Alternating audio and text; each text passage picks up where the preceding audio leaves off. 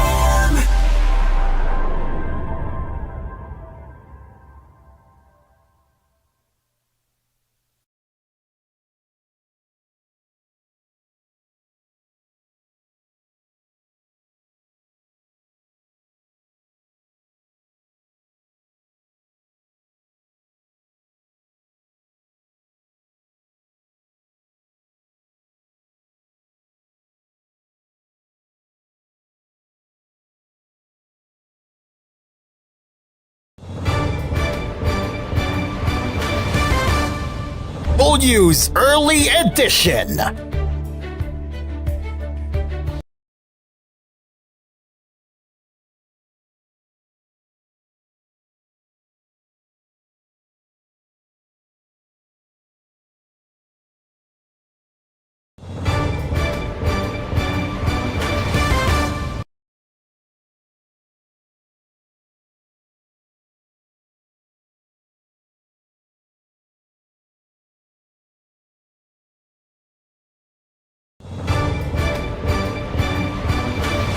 This is koolNews Early Edition.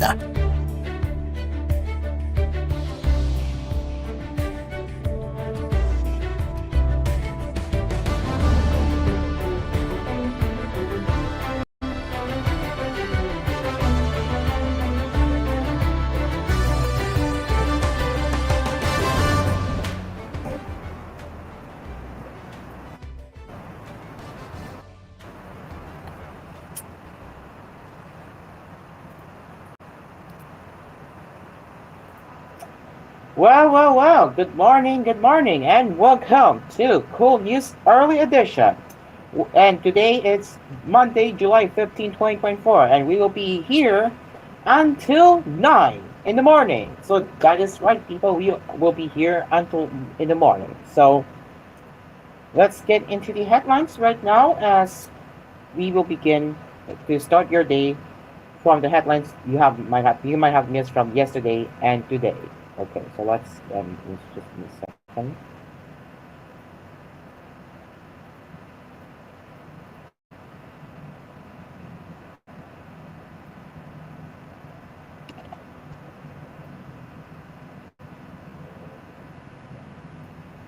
Okay.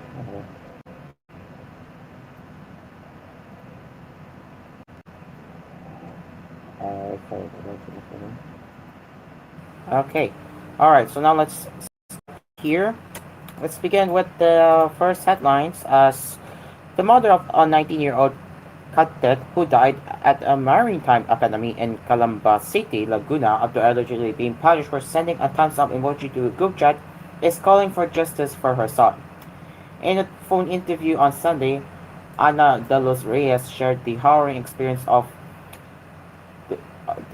their family upon hearing about the death of her son, Cadet Vince Andrew Anjan de los Reyes, on July 8. According to Ana, the NYKTDG Maritime Academy informed her about what happened by phone, prompting her and her husband to travel from their home in Paco, Oriental Mindoro, to Barangay Canlumbang in Calamba City. The two nephews accompanied them. I don't know which police unit will investigate, Anna told Inquirer.net. But I wrote, I will not allow it to end just like that. He was my son. We dreamed together and they did this to him, she said, her voice breaking with emotion. It is painful for a parent to lose a child. Sa sinapit ng anak ko, mahirap tanggapin pero pilit tatanggapin. Ang tangking Hinihilang ko lang ay justice para sa anak ko, she added. What happened to my son is difficult to accept, but I'll try to accept it.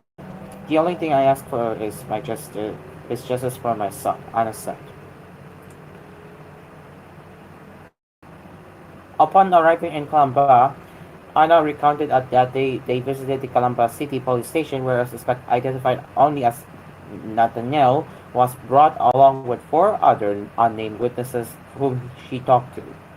When I read the report about the group chat, I first asked them witnesses to describe Vince. They said he was very kind and quiet. When I asked if he had spoken badly or spoke in a proud manner, they said no, she said. She also asked them about the content of the group chat and what could have prompted the senator to put banish Vince, but none of the witnesses gave Anna a clear answer.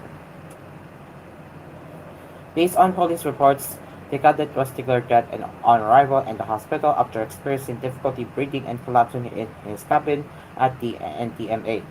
Citing witnesses' statements, Anna pointed out that something more might have happened to her son since the punishment was done inside a room. She also said it was possible for Vince to collapse knowing that her son's health had always been in good condition. A classmate said that it's easy for Delos Reyes to do 300 push-ups. His body is fit and he can even do 1,000, Vince's mother emphasized. It is impossible that he will have a heart attack. They are very strict with their medical, and he also underwent one, she said. Anna also pointed out that Vince had always been honest with her, never failed to update the family about his whereabouts, and was always focused on his goal to finish his studies. When my son comes home, I ask how he was. I said, son, don't hesitate to tell me if they're bullying or harassing you.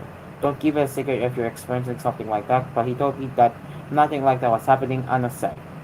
According to her, Vince, a second-year college student, was aware of their status in life and even promised the family that he would finish his studies on time and help them. He added that many of her son's friends visited his week and apologized since they were unaware of what happened to Vince. NTML personnel were guarding the week 24 hours a day, switching shifts. They are not leaving us, they are welcome here. Of course they are people too. I can't tell them to go, she said. Before the funeral, Anna said that Vince's body underwent autopsy, but the results showed that the cause of death was undetermined.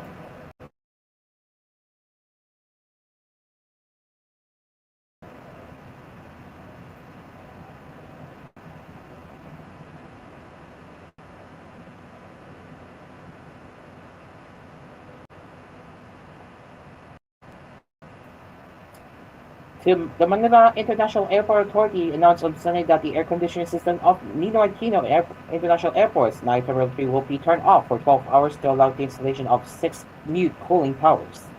MIA said in a statement that Terminal 3's cooling system will have to be shut down from 9 p.m. of July 16 to 9 a.m. on July 17 so that the new cooling towers will be connected to the main chiller plant. But to accomplish this, the centralized cooling system will be temporarily shut down to facilitate the works itself.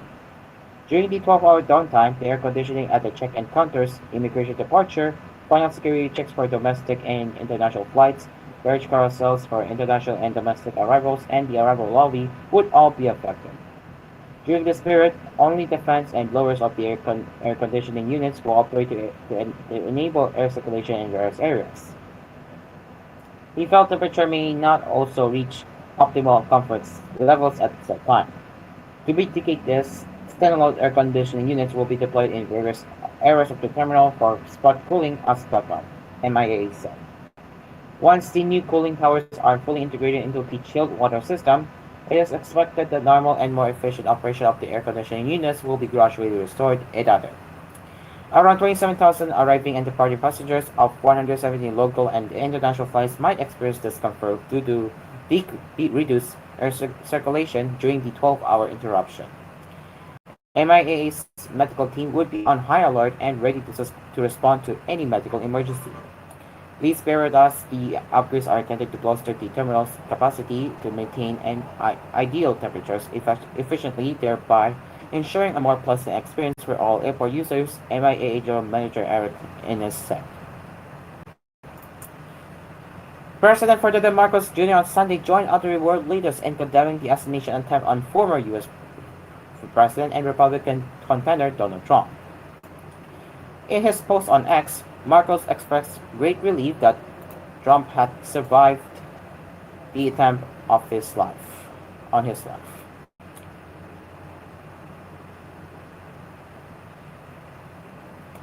In a post on, I'm sorry, it is with great relief that we received the news that former President Donald Trump is fine and well after the attempt to assassinate him, he said. Together with all democracy-loving peoples around the world, we condemn all forms of political violence, the president added. The voice of the people must always remain supreme. Our thoughts and prayers are with him and his family, Marcos also said. Other leaders also posting on X express their best wishes for Trump.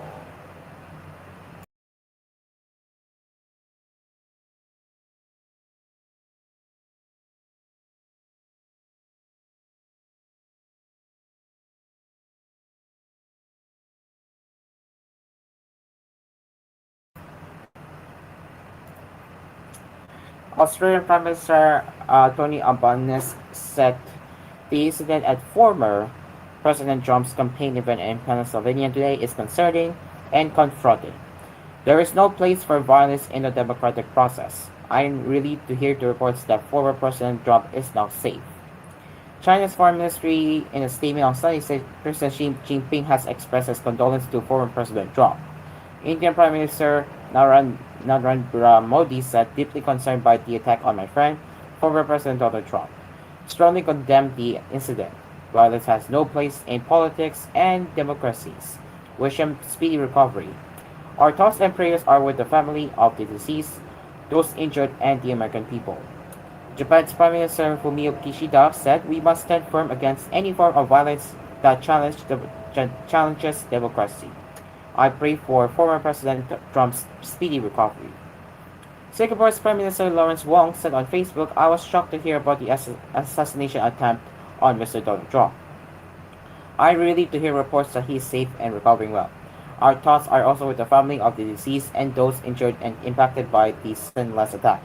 We should never resort to violence regardless of any difference of views. South Korean President Yoon Suk-yeol said, I am proud by the hideous act of political violence. I wish former President Trump a speedy recovery. The people of Korea stand in solidarity with the people of America. Taiwan's President Lai Ching-te also said on X, my thoughts and prayers are with former U.S. President Trump and I wish him a swift recovery. Political violence of any form is never acceptable in our democracies. I offer my sincere condolence to the victims affected by the attack.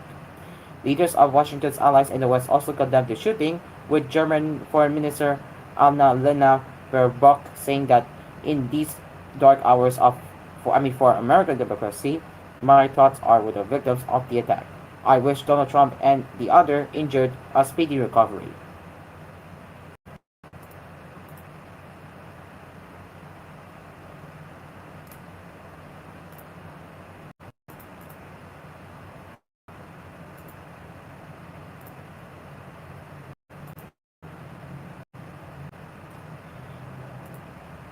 House Minority Leader Marcelino Libanan on Sunday called on the 16 regional wage boards outside Metro Manila to promptly act to raise minimum salary rates and grant private sector workers immediate relief from the soaring cost of living. He said under the labor code, all regional wage boards are empowered to review and raise the take-home pay of workers even in the absence of any petition for an increase. The lawmaker said wage hikes were among the top 5 concerns alongside inflation, poverty reduction, job creation, and graft and corruption in government, raised in Pulse Asia's June 2024 survey on national concerns and the President's State of the Nation address, which is a week from now.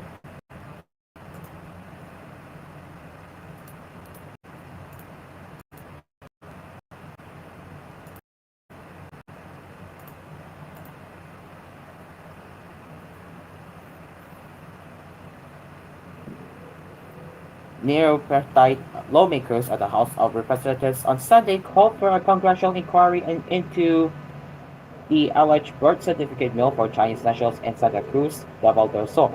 Majority Representatives Chino Miguel Omario, Jefferson Tinhong Kun, Via Adong, Angelo Bontalon, Francisco Polo Ortega V, and Faustino Di V, pushed up prop in the discovery of the National Bureau of Investigation. The NBI found that the Santa Cruz Civil Register issued some 200 birth certificates to Chinese nationals, one of whom was arrested at the Department of Foreign Affairs office in Davao City after applying for a Philippine passport using the document. Amara said we must understand that the birth certificate is more than just a document. It is the first official document that every Filipino receives as their birthright, establishing their official tie to the nation. Now we will get ready for cool weather in just a bit, so let me just go do that now.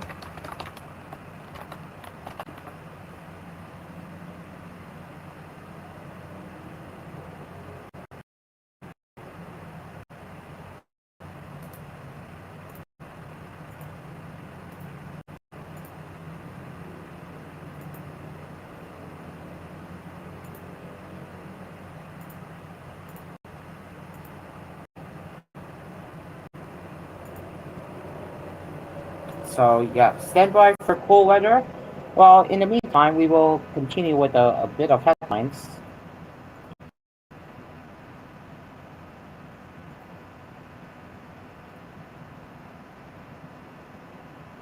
All right. Okay, let's get going. Senators Aquilino, Pimentel III, and Sherwin Canchilan on Sunday separately urged President Marcos to address the growing concerns related to the Philippine offshore gaming operators Bogos during his State of the Nation address on July 22. Who knows? He might just surprise us, Pimentel said in a radio interview on Sunday. It's possible that he announces it at the SONA that he's now banning completely all vocal activities in the Philippines. The president's popularity and approval rating will surely shoot up if he announces it in his SONA.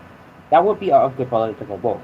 But of course, I am not the political advisor of the president, but it's indeed possible, Pimentel said.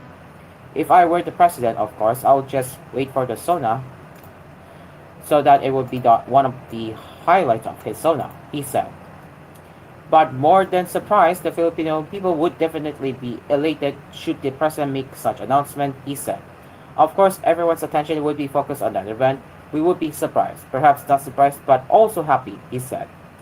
Kachilian, who has filed Senate Bill number 2689, effectively outlawing Pogo, said he supported Pimentel's and Finance Secretary Ralph Recto's recommendation to totally ban Pogos. This is precisely what I have been advocating for, given the fact that many Pogo companies are linked to various illegal activities, including human and sex trafficking, serious illegal detention, money laundering, torture, and online scamming, which undermine national security and social order, he said. Kachilian added that the ongoing Senate prop has revealed the extent to which Pogos will enrich themselves at the expense of Filipinos. Both senators called on suspended Bamban Tarlac Mayor Alice Guo to voluntarily surrender following the Senate's issuance of warrant for her and her family's arrest after repeatedly skipping the upper chamber's inquiry into the Pogo industry. She should appear at the Senate. The Senate at the Senate months, saying that Senator Rizal Tiveros and her committee, which has been conducting the inquiry into Pogos, violated her constitutional rights and her right to due process and privacy. Unless there is a temporary restraining order, you should obey the Senate, he said. He should do a voluntary surrender. I'm sure she is aware that she has a warrant of arrest. She should respect the law, Gachilan said in a Viber message to reporters.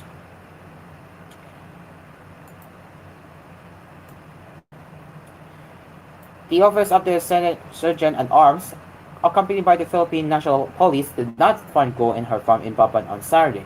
The Senate Surgeon at Arms also reported that they also went to the garment factories linked to her family in Venezuela, Quezon City, and Bulacan, but did not find Guo or her family members. But the Senate security team was able to arrest Nancy Gamo, the accountant of Guo's family company, is now in the custody of the Senate, according to the Senate's Public Relations and Information Bureau. The Senate dispatched 4 teams to serve the order of arrest against Guo, Gamo and the mayor's family, Cindy, Sheila, Wesley, and Simon, their supposed parents, Chinese nationals Jinan Jian, Zihong Guo, and Wen Yi Lin. Separate arrest warrants were also issued against Dennis Gunanan, who had served as authorities representative on Hongsheng Gaming Technology Incorporated, the predecessor of Zhuhuang Technology Incorporated, which the Philippine Anti-Organized Crime Commission raided in Pampang last March. In addition, the Senate panel issued separate summonses to 15 individuals suspected of involvement in Lockheed 99 Outsourcing Incorporated, which operated a Pogo Hub in Porlac, Pampanga.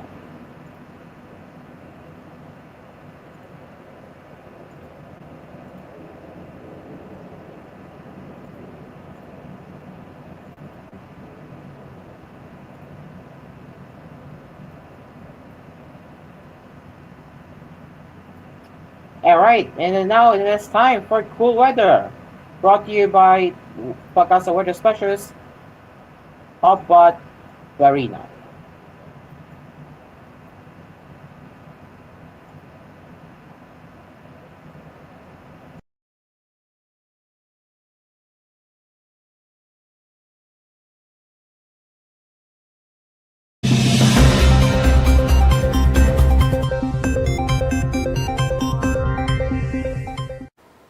Magandang umaga mula sa Pag-asa Weather Forecasting Center. Narito na ang lagay ng ating panahon ngayong araw nga ng Lunes, July 15, 2024. Simula na naman ang panibagong linggo dito sa ating bansa. At sa ating latest satellite images, makikita natin na naging isang bagyo na nga yung binantayan nating low pressure area bagamat nasa labas ito ng Philippine Area of Responsibility at nasa may bahagi ito malapit sa area ng Vietnam. So nitong namataan, mahigit 1,000 kilometro kanlura ng Central Luzon, may lakas sa 45 kilometers per hour, malapit sa gitna at pagbugso na sa 55 kilometers per hour. At ito ay kumikilos pa kanluran, hilagang kanluran sa 25 kilometers per hour. Muli, wala siyang pangalan dahil ito ay nasa labas ng Philippine Area of Responsibility at hindi natin ito inaasahang makaka-apekto sa ating bansa.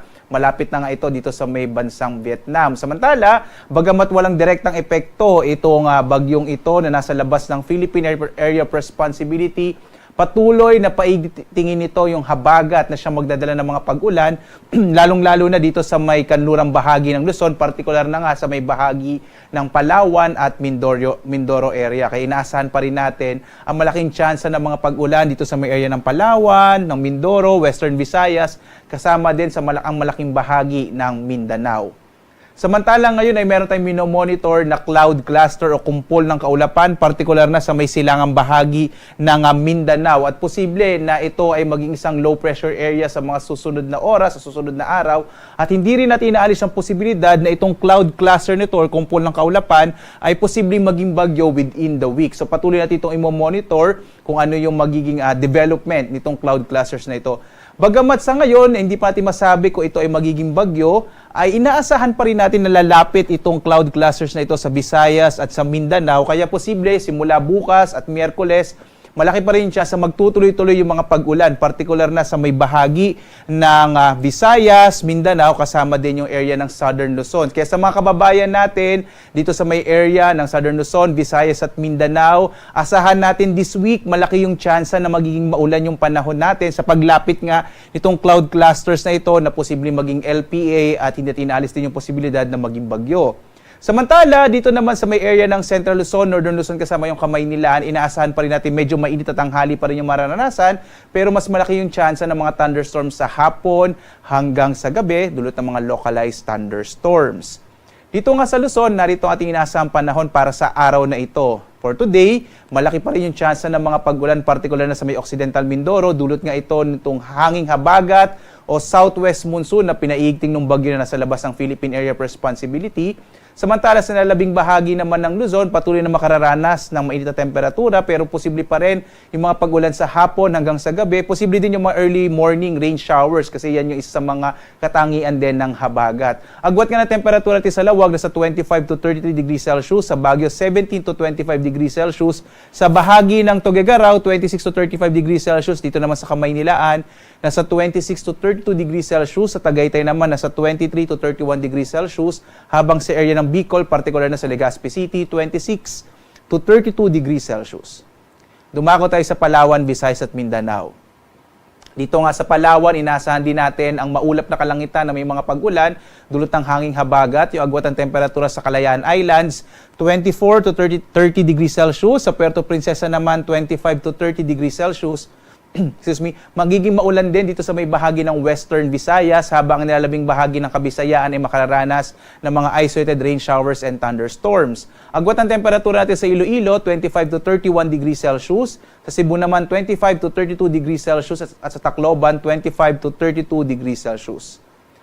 Dito naman sa Mindanao, posibleng medyo mabawasan yung mga pag-ulan na ating nararanasan, particular na dito sa may area ng western section ng Mindanao. Pero inaasahan pa rin natin yung maulap na kalangitan na may mga pag-ulan, lalo na doon sa mga lugar na ilang araw nang nakakaranas ng mga tuloy-tuloy na pag-ulan. Iba yung pag-iingat po. Inaasahan nga natin, kagaya ng binanggit ko kanina, may papalapit na cloud clusters, kaya simula bukas at Miyerkules, magiging maulan na lalo sa may silangang bahagi ng Mindanao, yung area ng Caraga at Davao Region. Agwat ng temperatura natin sa Zamboanga, 24 to 30 degrees Celsius. Sa Cagayan de Oro, 24 to 31 degrees Celsius. Habang sa area ng Davao, 25 to 31 degrees Celsius. Muli po mga kababayan, iba yung pag-iingat, lalong-lalo na sa mga posibilidad ng mga biglaang pagbaha at pagguho ng lupa, particular na sa may area ng Mindanao at Visayas, kasama yung Palawan kung saan ilang araw na nakararanas ng tuloy-tuloy na pag-ulan. At narito ang ating kalagayan sa ating mga baybay dagat. Inaasahan naman natin na bagamat wala tayong gale warning, so posible naman maglayag yung mga sasakyang pandagat natin, yung area ng kanlurang bahagi ng Visayas, ng Southern Luzon at Mindanao, katamtaman hanggang sa magiging maalon yung karagatan. Kaya iba yung pag-iingat pa rin, lalong-lalo na sa maliliit na mga sasakyang pandagat. Samantala naman, ang araw natin ay sisikat ganap na 5:35 na umaga at lulubog, ganap na 6:29 ng gabi. At dahil nga marami tayong binabantayan ngayon ng mga weather systems, ay inaanyayahan namin kayo sundan sa ating iba't ibang mga social media platforms, sa X, sa Facebook, sa YouTube, at sa ating website pag-asa.usc.gov.ph kung saan naglalabas tayo ng mga updates. Lalong-lalo na pag meron tayong mga thunderstorm advisories at kung halimbawa may nabuo tayo ng mga low pressure area o na bagyo, lalong-lalo na sa loob ng Philippine Area of Responsibility. At muli, live na nagbibigay update mula dito sa Pag-asa Weather Forecasting Center. Ako naman si Obet Badrina. Maghanda tayo lagi para sa ligtas na Pilipinas. Maraming salamat po. Maraming salamat sa inyong pagsubaybay.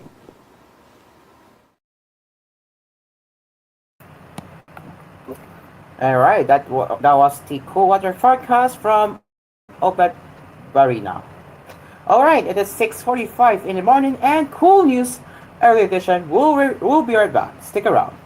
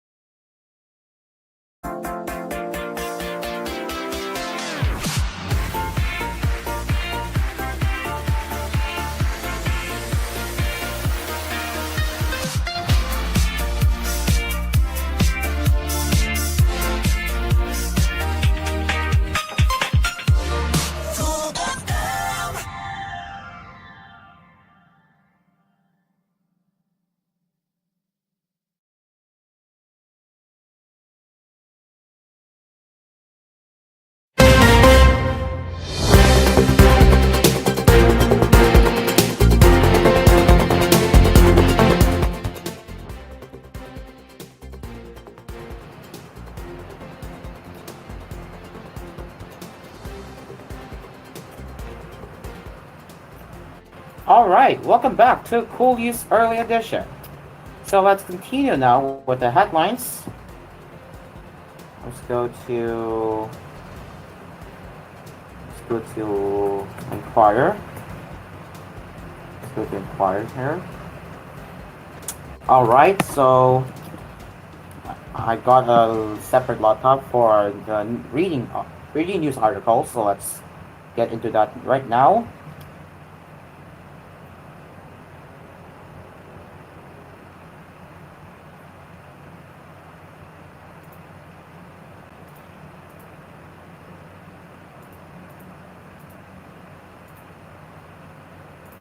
Okay, so now let's continue with the headlines now.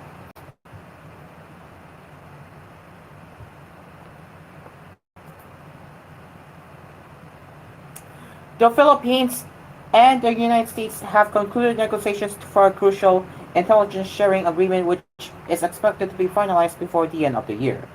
Negotiating panels for both countries approved in late June the final text of the General Security of Military Information Agreement, which will now undergo final legal scrubbing clearance by the principals, a Philippine government official privy to the negotiations, told the Inquirer. The official is not authorized to speak on the matter publicly. The agreement is considered crucial in addressing shared concerns over China's aggression in the West Philippine Sea.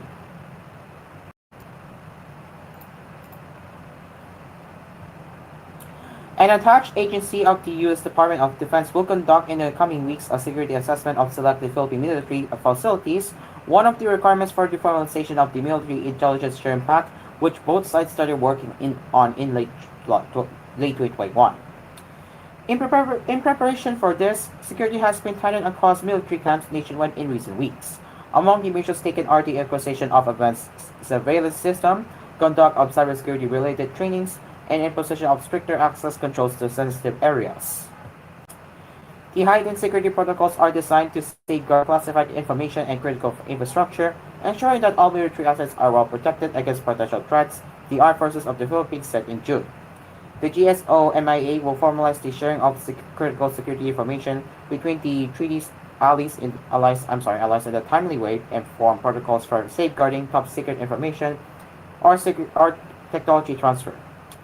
The Philippines and the United States agreed during the bilateral strategic dialogue in Washington, D.C. in April to conclude the pact by the end of 2024, along with the Security Sector Assistance Roadmap, which lays out the delivery of priority defense platforms for the Philippines over the next 5 to 10 years. Top diplomatic and defense officials from both countries will have a 2+2 meeting in Manila at the end of the month, according to the same government official. The meeting between Foreign Secretary Enrique Manalo, Defense Secretary Gilberto Deodoro Jr., and their American counterparts, Secretary of State Attorney Blinken, and Defense Secretary Lloyd Austin III, comes following the worst confrontation between the Philippines and China in the West Philippine Sea. During a resupply mission on June 17 to the BRP Sierra Madre in Ayungin Shoal, Second Thomas Shoal, a Filipino sailor lost his thumb after the Chinese Coast Guard rammed a Philippine Navy boat. Chinese troops whaling boats and spears also towed the Philippine boats and took the firearms of the Filipino counterparts. The incident was so far China's most violent attack on Filipino personnel, threatening to spark a conflict that could involve the United States. Manila's mutual defense treaty with Washington calls for each side to come to the other's defense in case of an armed attack. Alright, let's move on next.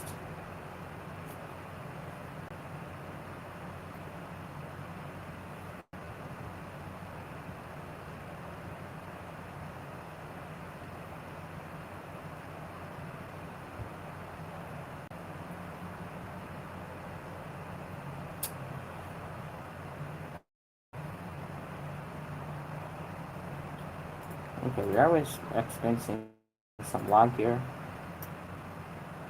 Okay. Alright. 3 Chinese kidnapping suspects supposed to be involved in gambling were repatriated to China over the weekend, the Chinese embassy in Manila said. The embassy saw law enforcement authorities from China conducted the operation with their counterparts in the Philippines on Saturday, which demonstrated the strong determination of the two nations to combat kidnapping and other crimes related to offshore gambling. The embassy stressed Chinese laws bans any form of gambling, be it online or cross-border gambling by Chinese nationals, as well as running casinos outside China to solicited Chinese nationals. Okay, okay, we will have to get rid of that one for now, but okay, so sorry about the lag here. The Chinese embassy in the Philippines, in the in the Philippines, will continue to strengthen practical law enforcement cooperation with the Philippine side, support the latter in addressing the root cause of crimes related to offshore gambling, and join hands to crack down kidnapping and other crimes, it said. Earlier this month, Chinese Ambassador Huang Lixlin met with Executive Secretary Lucas Persamin, chair of the Presidential Anti-Organized Crime Commission at Mandalcanan, to discuss cooperation against transnational crimes. PAOCC Undersecretary Gilbert Cruz said the two officials agreed to help each other and strengthen intelligence sharing and joint operations involving Philippine offshore gambling operators. The Chinese envoy said Beijing will be proactive in helping the Philippines in its fight against illegal pogo operations. The strengthened cooperation between the two countries sends a clear message to criminal syndicates operating across borders that their malicious activities will not be tolerated nor allowed to undermine the security and stability of these actions, the PAOCC said in a statement. Earlier in June, the Chinese embassy appealed to the Philippine government to ban the pogo industry as soon as possible, saying it had become a social ill that bred serious crimes like kidnapping, human trafficking, and murder. After the recent raids by local authorities of pogo centers in Tarlac and Pampanga that yielded hundreds of suspected trafficking victims, the embassy said a vast majority of Chinese nationals involved in these cases were victims of the pogo industry. Okay, it is almost 7 and we will be welcoming viewers to koolNews Early Edition in just a bit. So stand by. We will welcome new viewers who are joining koolNews Early Edition in just a bit. It is exactly 7 and now let's welcome new viewers to koolNews Early Edition.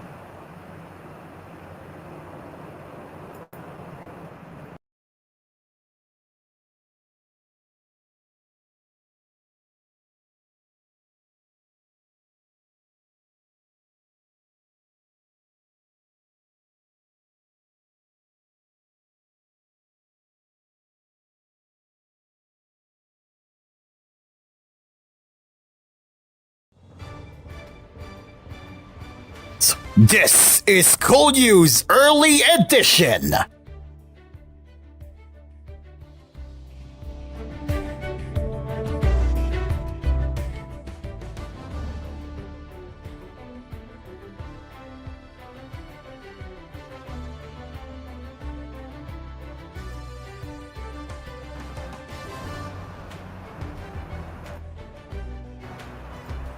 Yes, it is exactly 7 and hello and to those of you who just joined us with koolNews Early Edition, welcome aboard welcome aboard to koolNews Early Edition. It is July 15, 2024, which is Monday, and we will be here until 9 a.m. to provide you the latest headlines that you might have missed from yesterday and today. Now let's get started with the headlines.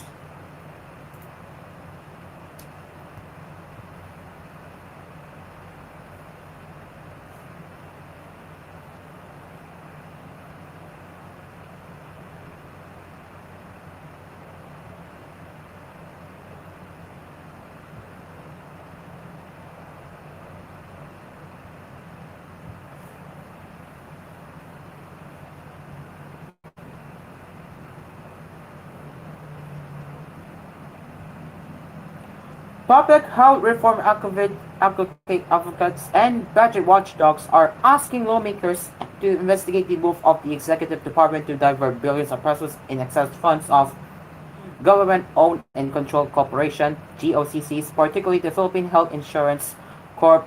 PhilHealth to finance unprogrammed appropriations this year.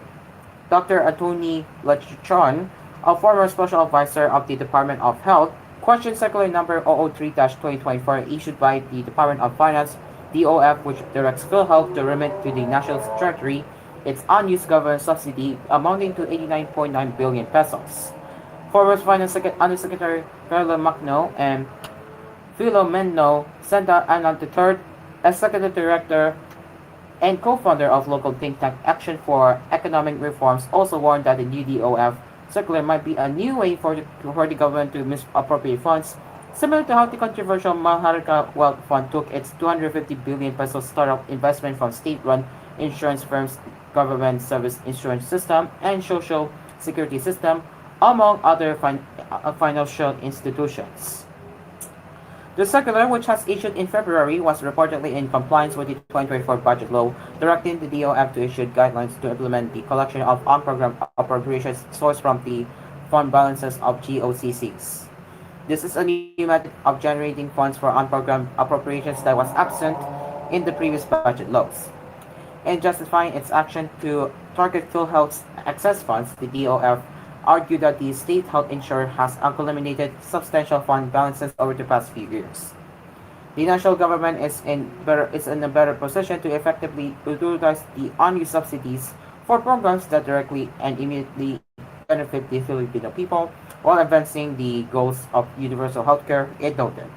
Palachon, Macno, and Santa Ana stressed that the circular was in violation of Republic Act No. 11223 or the Universal Healthcare Act of 2019. Citing Section 11 of the law, they said that whatever actual reserves exceed the required ceiling at the end of the fiscal year, the excess of the PhilHealth Reserve Fund shall be used to increase the program's benefits and to decrease the amount of members' contributions. No portion of the reserve fund or income thereof shall accrue to the general fund of the national government or to any of its agencies or instrumentalities, including government-owned or controlled corporations. Excess funds should not be directed to unprogrammed appropriations within the national budget when PhilHealth has been ineffective at carrying out its mandate of ensuring affordable, acceptable, available, and accessible healthcare services for all citizens of the Philippines, Lachon argued.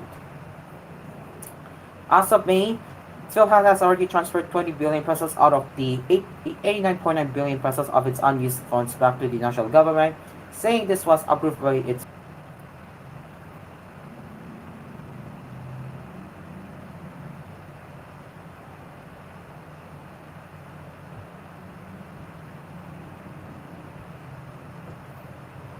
Alright, let's see if I'm writing headlines. Okay. We do have international headlines related to what happened with Donald Trump's assassination attempt yesterday. So we will get into that now. Rivals Joe Biden and Donald Trump urge Americans to show unity Sunday after an assassination attempt on the Republican that the FBI said was carried out by a shooter with illegally bought semi-automatic rifle. The attack put the divided nation on edge in the run-up to the presidential election and was being investigated as a potential act of domestic terrorism as well as a massive security failure. President Biden said he would address the nation from the Oval Office later in the day, a step only taken at times of grave crisis after his 78-year-old predecessor was hit in the car at a campaign rally in Butler, Pennsylvania.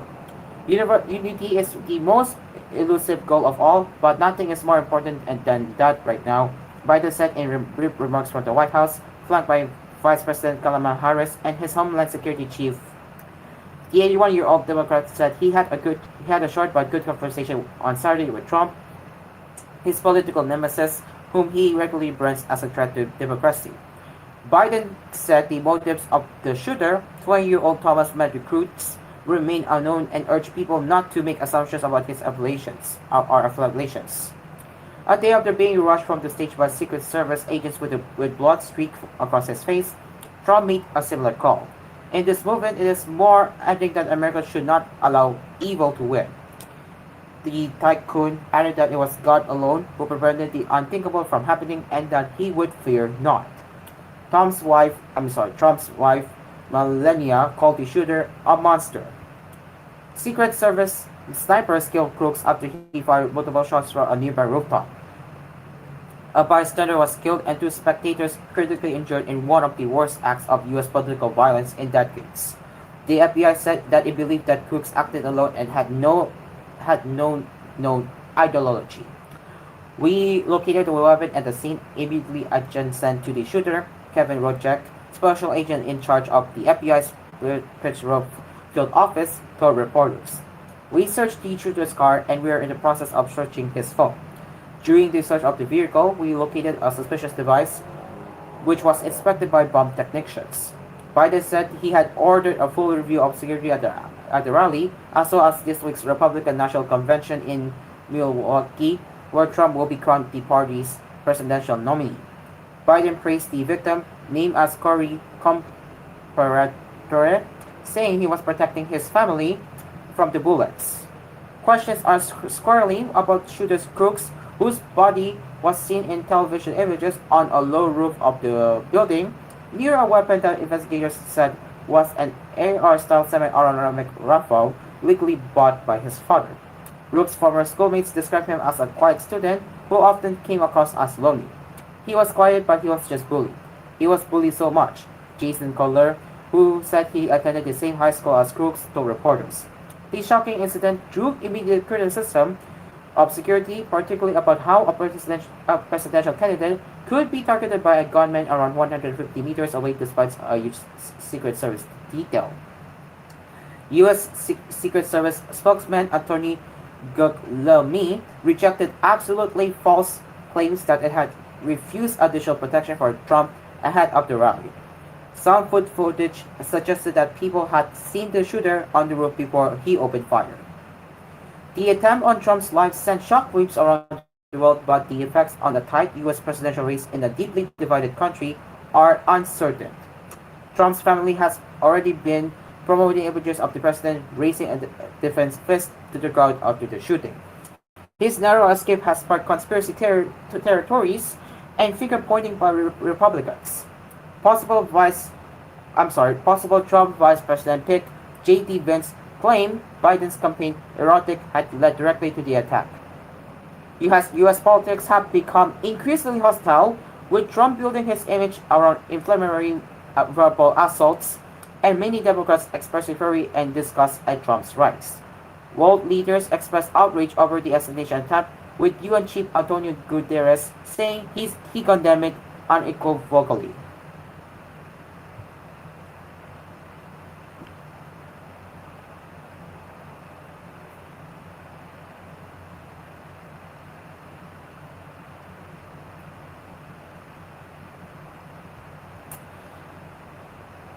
And the NBA stars Steve Kerr, the head of the United States men's Olympic basketball team, and star point guard Stephen Curry called for national unity on signing up to the shameful assassination attempt on Donald Trump. Kerr described it as a demoralizing day for our country, while Curry called for unity amid the divisive landscape currently dominating American politics. Former U.S. President Trump was shot through the ear while speaking at the campaign rally in Butler, Pennsylvania. A spectator was killed and two others were critically injured. The suspected gunman was shot dead seconds later. Speaking to reporters on Sunday in Abu Dhabi, where Team USA are preparing for the Olympics, Kerr said it was scary thinking about the consequences of what happened. Just a terrible, sad spectacle. 2 people died. It's such a demoralizing day for our country, said Kerr, whose own father was shot dead by Islamic Jihad militants while working as an academic in Beirut in 1984. It's yet another example of not only our political division, but also our gun culture. A 20-year-old with an AR-15 trying to shoot the former president. It's scary to think about where this goes because of the issues that already exist in the country. So this is a terrible day. The United States will be bidding for a 17th Olympic gold medal in men's basketball and the 5th consecutive title, where they head to Paris later this month and are currently in the UAE capital to train and play 2 exhibition games against Australia and Serbia on July 15 and 17.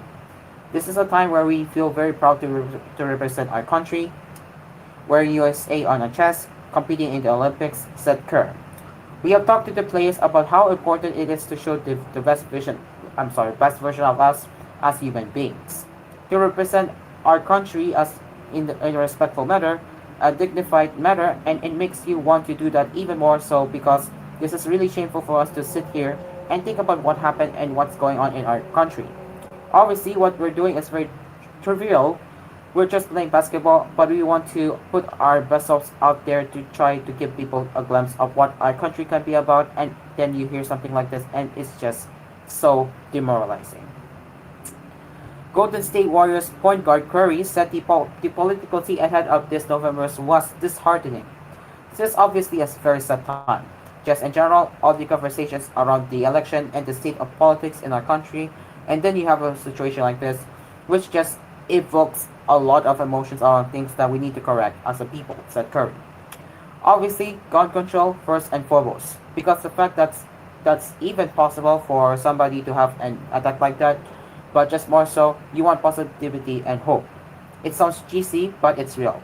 That's where our country is at best. It just adds another blemish to what's going on. So sad is just the word I can come up with. Our star-studded USA squad that includes Curry, LeBron James, Kevin Durant, and Joel Embiid will be heading to London for two more exhibition games after Abu Dhabi before flying to France to kick off their Olympics campaign in Lille. For us, we're going to use it as a unifying moment to use this platform and this opportunity to represent ourselves, our upbringings, and our families, and our country to the best that we can, added Curry, age of 36. And hopefully that channels the right energy back home. As opposed to where I feel like a lot of the conversation is more divisive. Alright, it is now 14 minutes after 7, which is 7:14, and Cool News Early Edition will be right back. Stick around.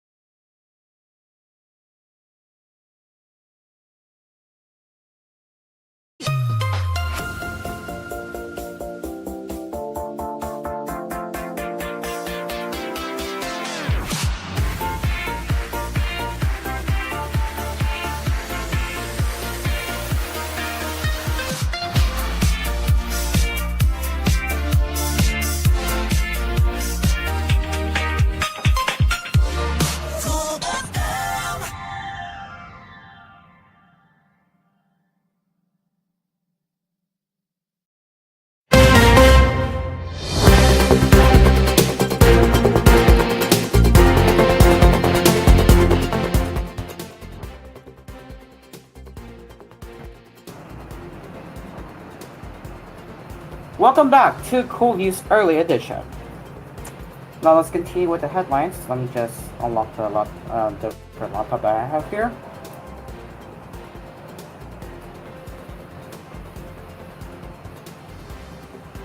Alright, here we go. The Court of Appeals has ordered the National Solid Waste Management Commission to come up with a list of products deemed harmful to the environment within 6 months, in line with its mandate under the Ecological Solid Waste Management Act enacted over 2 decades ago. In a 44-page division dated July 9, the CA's 410 Division, Special Division of 5, granted the privileges of the woods of Kalikasan and continuing mandamus to more than 15 environmental groups and individuals, particularly the prayer to compel the Commission and its members agencies to formulate a list of non-environmentally acceptable products. We cannot emphasize enough that it has been more than 20 years since RA 9003 was passed. Children born when TILO was passed were already eligible to vote in the last general election. Respondents, particularly NSWMC, cannot be allowed to continue to drag their feet in complying with their statutory duty, the appeals court said in the ruling penned by Associate Justice Ruben Rinaldo Roxas. In addition to formulating an NEAP list, the CA also ordered the Commission to submit the annual reports on the status of the implementation of the list. The case came from the Supreme Court's 2021 decision to grant the petition for a writ of Kalisakan and continuing mandamus filed by more than 50 environmental groups and activists against the government for its alleged failure to address the plastic pollution problem in the country. The High Court referred the case to the CA for acceptance of the respondent submissions, hearing and retention of judgment on whether the petitioners, led by Oceana Philippines, are entitled to develop privileges of the court orders. A writ of Kasan is a special legal order to stop harmful environmental actions or to enforce protective measures. A continuing mandamus, on the other hand, is the court order in environmental cases that requires an agency to carry out specific actions until a final judgment is fully implemented. In siding with the petitioners, the CA said the requisites for the issuance of both writs were met, particularly the presence of an actual or threatened violation of the constitutional right to a balanced and healthful ecology due to the NSWMC's failure to comply with its duties under RA 9003.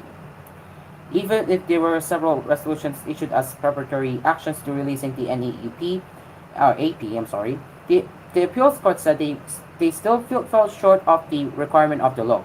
It bothers the court how, for more than 4 years, respondents refused to come up with an EAP list when they admit that they have already identified several plastic items as NEAP, the CA said. The court added that the NSWMC's failure to come up with a list could lead to an environmental damage of such magnitude as to prejudice the life, health, or property of inhabitants in 2 or more cities or provinces. As prefaced in this decision, there is no doubt that NEAPs, among other solid and hazardous waste, pose a threat to the environment. The danger that NEAP poses is sufficiently grave, and its territorial scope reaches all corners of our nation, it said. While the CA granted the privileges of the 2 legal remedies to the petitioners, it said it could not grant their prayer to prohibit the production and use of disposable plastics and other similar products, as the NSWMC needs to submit a list of NEAP first.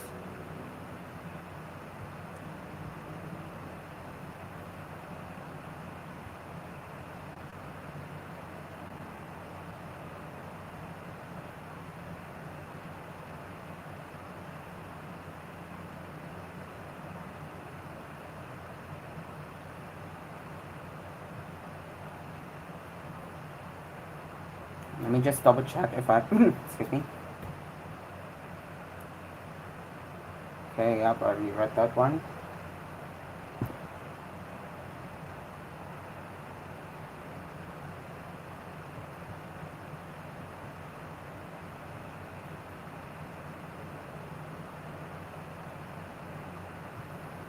Okay, we do have some headlines from earlier, so let's get into that.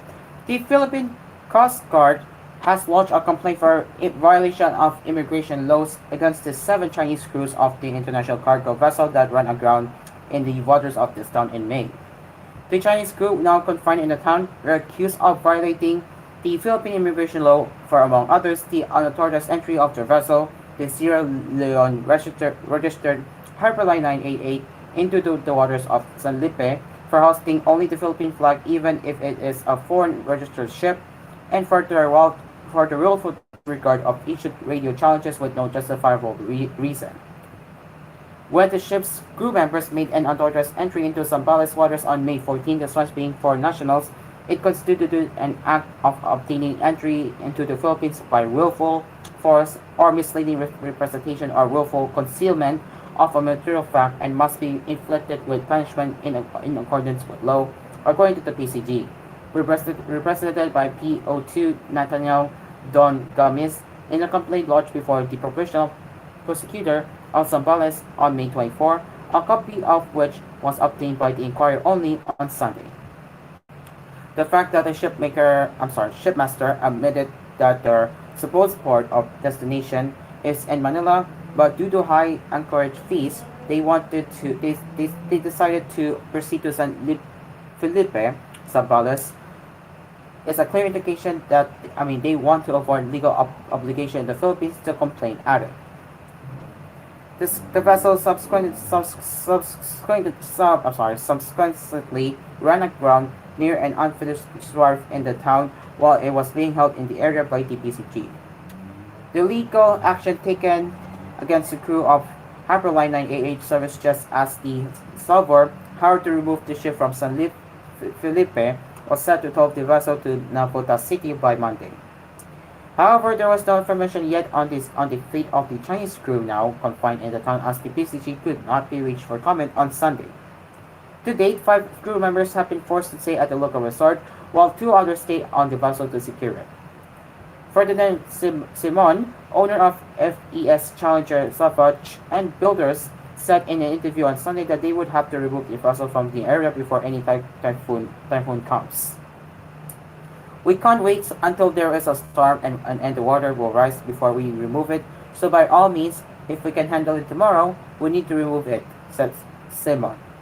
The vessel was supposed to have been towed last month, but they had to resolve first the issues involving the payment for the damage incurred on the unfinished fire and the insurance policies, he added. The vessel has been kept in the town's water since May 16, 2 days after the PCG Zambales station was notified about an unidentified vessel with a Philippine flag in the waters of San Felipe. At that time, the vessel had turned off its automatic identification system and did not respond to radio communications. The PCG had to rely on an online source to establish that it was Hyperline 988, which is owned by a Philippine company, Hyperline Corp Philippines, but carried the flag of Sierra Leone. It was held in the vicinity waters of Barangay Sindol on May 16 after the PCG found 21 deficiencies in the vessel's documentation. There were also no permits or even a crew list presented during the PCG's inspection. It was also at that point when they learned from the ship's captain about the Chinese crew's decision to drop anchor in San Felipe waters to avoid the high anchorage fees in Manila, even if the town has no port facility. On May 29, the vessel ran aground at the unfinished pier in Barangay Maluma while on its way to Barangay Politok in Santa Cruz Town, also in Zambales, to change anchorage.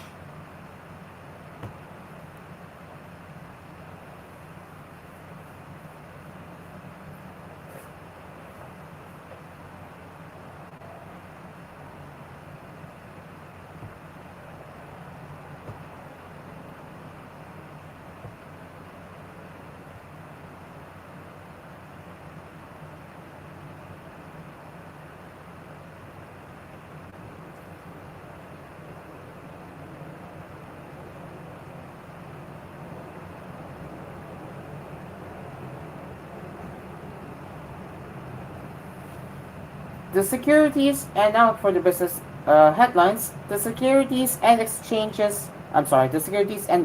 Commission (SEC) is integrating all its digital services in a single online platform.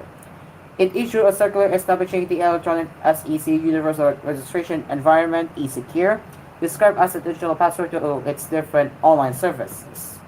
To curb money laundering and terrorist financing, it will it will employ a credentializing system to ensure identification, trustworthiness, reachability, and veracity of users. Electronic application processing for company registration, submission, and e-registration of companies, as well as research and data retrieval, will be integrated into the platform.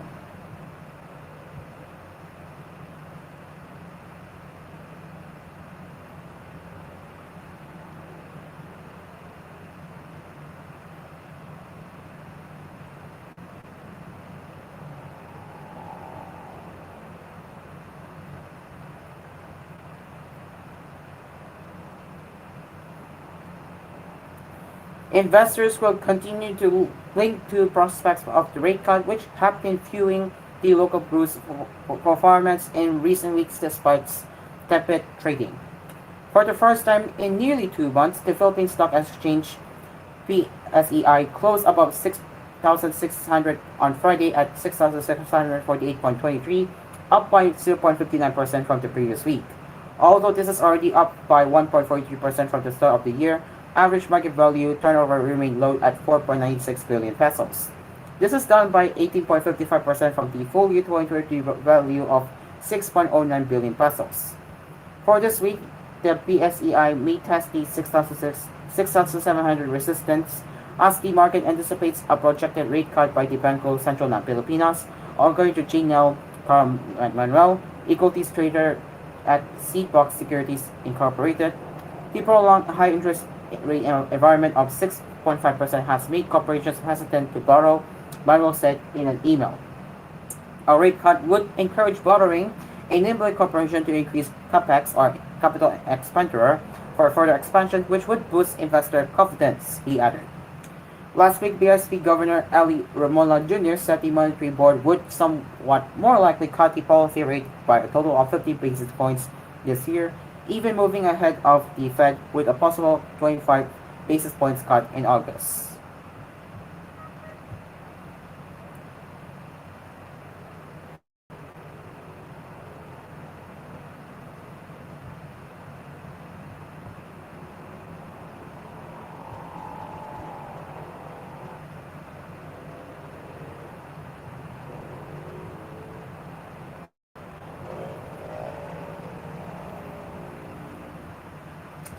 Clark International Airport Corp is on track to achieve its target passenger volume for the year after seeing heavier traffic during the first half. CIAC President and CEO Arlie Perez told the Inquirer that passenger movement improved by 36% to 1.1 million in the first semester as demand for air travel has remained strong. As such, he said they were expecting to hit the goal of servicing 2.4 million or 2.7 million passengers this year. The Clark Airport accommodated nearly 2 million passengers last year, showing a 50% recovery compared to the pre-pandemic volume. The Pampanga Gateway saw growth in passenger traffic after welcoming more airlines, including Aeroque, Sunlight Air, Airbusan, Hong Kong Express, Starlux, and Eva Air. Some airlines have also been expanding their operations at the Clark hub. For example, Cebu Pacific is set to resume flights from Clark to Davao, General Santos Iloilo, and Proceso Procesa by October. Meanwhile, Perez said they were currently doing a detailed feasibility study for the planned second runway, which is estimated to cost 7 billion pesos to 10 billion pesos. The CIAC officials said they aim to finish the study by next year to determine what they should build the infrastructure to increase capacity. Basis Conversion and Development Authority President and CEO Joshua Binkan previously said a second runway will also help the airport avoid potential disruptions in operations as it would serve as an alternative path for aircraft. Apart from this, the airport operator will also spend 2 billion pesos more for the expansion of taxiways and aprons for new locators, including logistics companies. CIAC signed with the Public-Private Partnership Center of the Philippines and the Asian Development Bank a technical advisory service agreement for the 8.5 billion pesos Clark National Food Hub. The parties will work together in conducting the project feasibility study, which is targeted to be completed by January next year. CIAC aims to award the operations and maintenance contract by January 2026.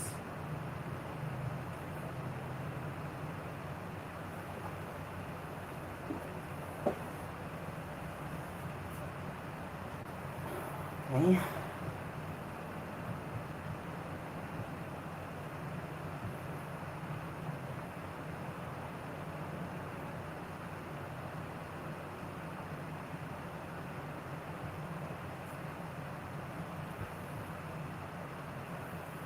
And as to hotel owners are turning their sights on three Philippine beaches now that Boracay has become less interesting to higher spending foreign guests. In its Philippine Hotel Investment Outlook survey, real estate brokerage firm Lechu Property Consultants noticed a progressive shift in investor interest toward Panlao Island in Bohol, El Nido in Palawan, and Surigao Island in Surigao del Norte. These are increasingly identified as key growth hotspots offering compelling investment opportunities due to their untapped potential and rising popularity among tourists, said Alfred Lee Chu, Director for Hotels, Tourism and Lecture. Lay said the emerging popularity of Bohol has lured higher spending guests away from Boracay, which has turned heavily toward the domestic market and moved away from the foreign market. While Boracay remained the top destination in terms of arrivals, it only ranked 6th up on the list with 29% of hotel owners preferring to invest there. Bohol emerged as the province with the highest investment interest, with 41% of respondents saying they wanted to put up hotels in the province. Respondents in Lichu's survey represent over 10,000 hotel room keys in the hospitality industry, spanning properties across every major city and market segment in the Philippines.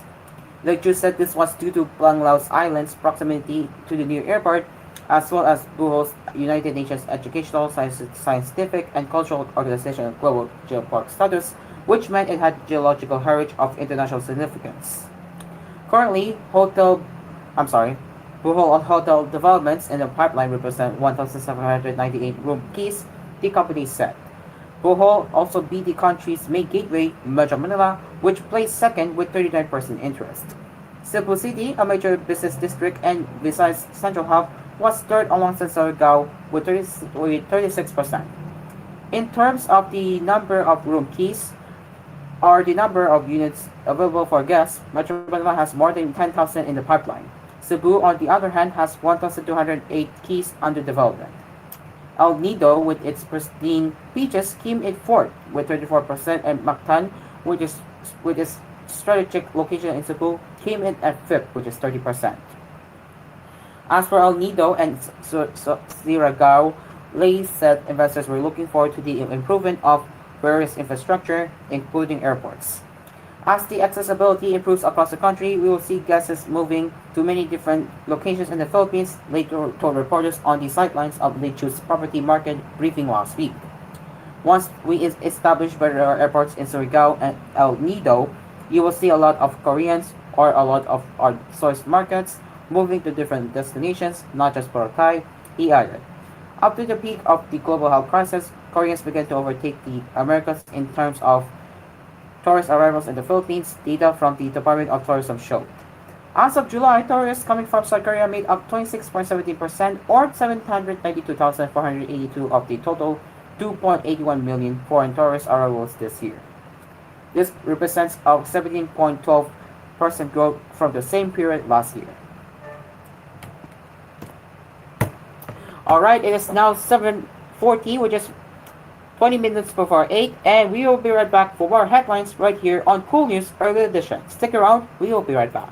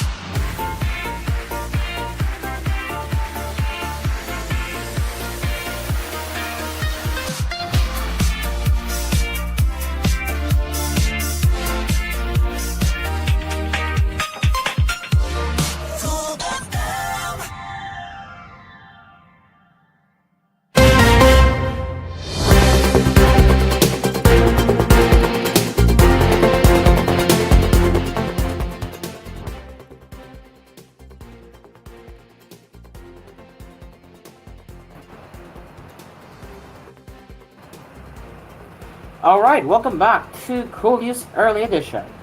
Let me just get the laptop open again. Give me a second.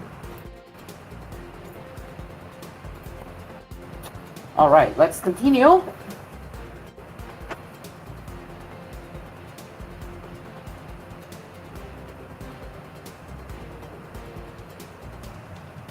Alright, let me go to my news source once again.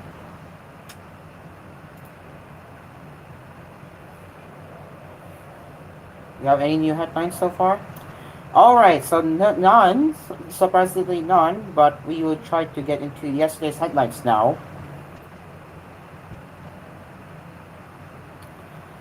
So let's continue with the international headlines regarding what happened with Donald Trump's assassination attempt. So let's get into that.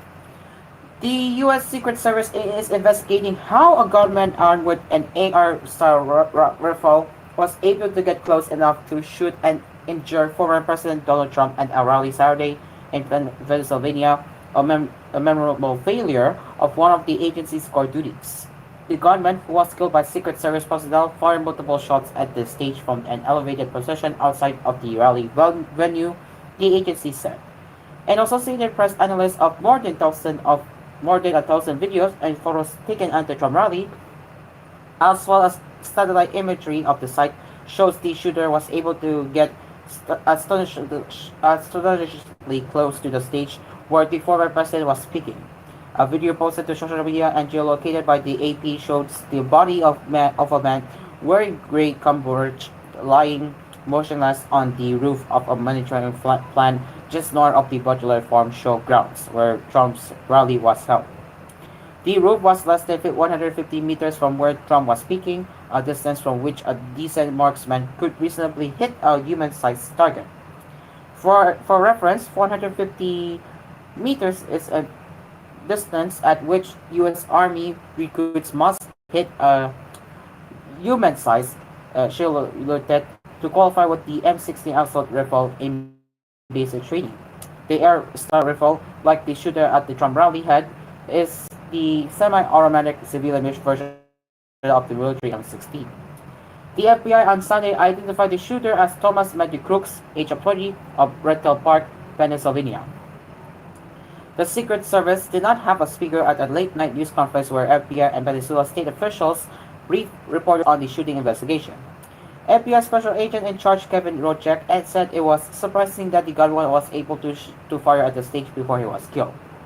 Members of the Secret Service counter sniper team and counter assault team were at the rally, according to two law enforcement officials. The officials spoke on condition of anonymity because they weren't authorized to discuss details of the investigation. The heavily armed counter assault team, whose Secret Service code name is Hawkeye, is responsible for eliminating threats so that other agents can shield and take away the person they are protecting. The counter sniper team, known by the code name Heroes, uses long-range binoculars and is equipped with sniper rifles to deal with long-range threats. U.S. Secretary of Homeland Security Alejandro Mayorkas said his department and the Secret Service are working with law enforcement to investigate the shooting. Maintaining the security of presidential candidates and their campaign events is one of the department's most vital priorities, he said. We condemn this violence in the strongest possible terms and commend the Secret Service for their swift action today, Mayor Koss said. We are engaged with President Biden, former President Trump, and their campaigns, and are taking every possible measure to ensure their safety and security. Calls for an investigation came from all sides. James Comer, a Kentucky Republican who is the House Oversight Committee chairman, said he contacted the Secret Service for a briefing and called on Director Kimberly Chittle to appear before a hearing. Comer said his committee will send all former invitations soon. Political violence in all forms is un-American and unacceptable. There are many questions and Americans demand answers, Comer said in a statement. U.S. Representative Richie Torres, a New York Democrat, called for investigating security failures at the rally. The federal government must consistently learn from security failures in order to avoid repeating them, especially when those failures have implications for the nation, Torres said. Wisconsin Governor Tony Evers A Democrat posted on X that he and his staff are in contact with security planning coordinators ahead of the Republican National Convention set to begin Monday in Milwaukee. We cannot be a country that accepts political violence of any kind. That is not who we are as Americans, Evers said. The FBI said it will lead the investigation into the shooting, working with the Secret Service and local and state law enforcement. Attorney General Merrick Garland said the Justice Department will bring every available resource to bear to this investigation. My heart is with the former president, those injured, and the family of the spectator killed in this horrific attack, Garland said in a statement. We will not tolerate violence of any kind, and violence like this is an attack on our democracy.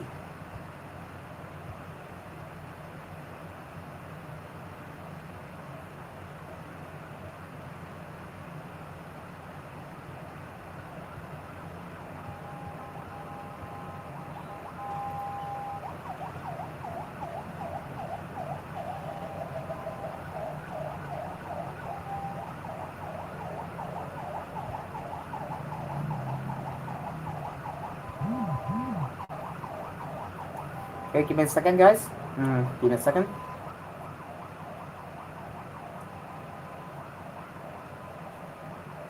All right, well, let's get into some Cebu news, shall we?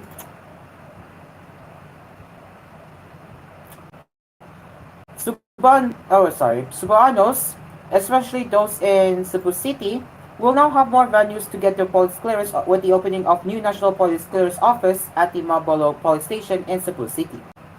Police Major Romel Calcoy Jr., Chief of Mabolo Police Station, said that the new office would benefit the public, particularly those who would want to get their police clearance because they would not have to wait long to get the document. This is because the new office will be streamlining the process of obtaining the police clearance. Calcoy said that the office was equipped with computers, printers, and equipment that would help police deliver their services more efficiently to the public. This shortened processing time is expected to benefit the members of the public and to make the police service system more organized with the help of technology. Calcoy said in Cebuano, this is so that the police station can help improve and deliver our service to the public not only in Station 4, but also to the whole Cebu City Police Office. He said that the NCPO was successfully built with the help of the Advisory Council of Mabolo Police Station, as well as other stakeholders. He also expressed his gratitude for the support they received in building the NCPO in the station. The NCPO opened last Friday, July 12th. A ribbon-cutting and terrible ceremony was held at the Mambolo Police Station on Friday morning. The event was attended by various public officials and police personnel, including Police Colonel Erino Dalodog, City Director of Cebu City Police Office. Also present was Police Lieutenant Colonel Janete Raptor, CCPO Deputy Director for Operations. Dalodog, for his part, congratulated the personnel of Mambolo Police Station for successfully establishing the first NPCO in the city.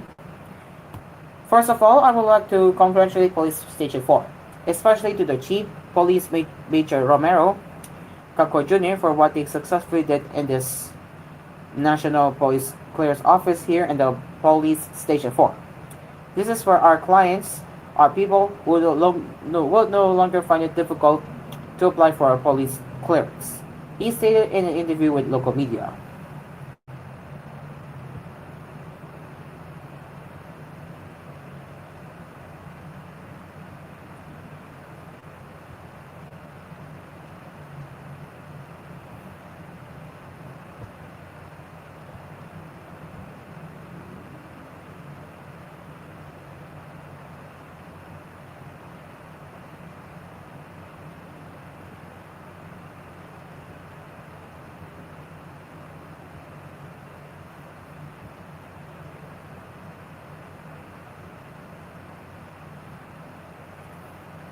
Okay, looks like Inkheart is really slow. Let's move on to some different resources, which is going to be ABS-CBN News now. Let me just look it up.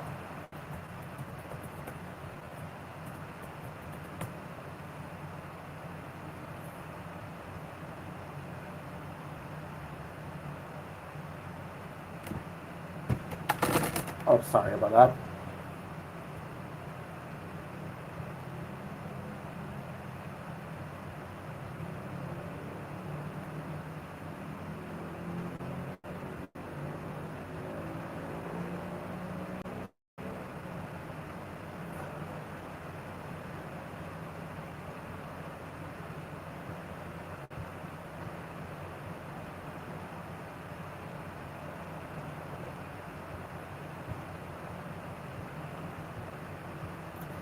Okay, so this is coming from ABS-CBN News. Vice President Senator Dudu's quip about skipping the State of the Nation address to be designated as a viral may have raised eyebrows and prompted criticism, but it shows a need for the law to avoid political vacuums in case of attacks on government. Former Senator Panfilo Locson said Sunday. Locson filed a bill for a succession system and a designated survivor in the previous Congress. The joint session of Congress for the President's State of the Nation address will be attended by the Senate President and House Speaker, who are second and third in the line of government succession. Including the Vice President, the line of succession stops at the House Speaker, Locson pointed out. Under the 1987 Constitution, Congress shall, by law, provide for the manner in which one who is to act as President shall be selected until the President or a Vice President shall have qualified in case of that permanent disability or inability of the Senate President and House Speaker to take over. Locson said that without enabling law, an attack that would leave the heads of the executive and legislative branches unable to step in as acting president would lead to a vacuum and constitutional crisis. Locson's 2019 proposal was to extend the order of succession to include the most senior senator based on length of service in the Senate, the most senior representative based on the length of service in the House of Representatives, and the member of the cabinet designated by the president. He also proposed escorting a cabinet official in a secret and secure location when hiring ranking officials like the president and vice president are attending events. He said he hopes the bill would be refiled and approved by the 19th Congress. Vice President Duterte, like her father, former President Rodrigo Duterte, has been known to make statements that are sometimes cryptic, sarcastic, or exaggerated. Alright, it is exactly 8 o'clock, and we will now be getting ready for 8 a.m. hour of koolNews Early Edition. Stay tuned, people. We will be here.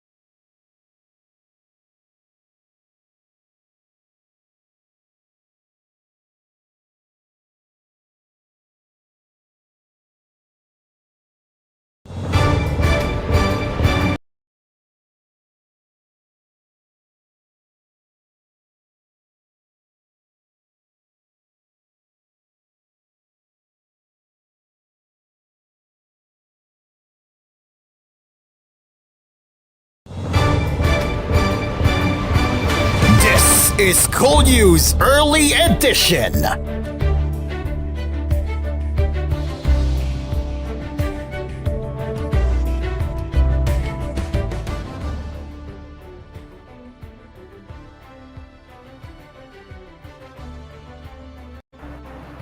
All right.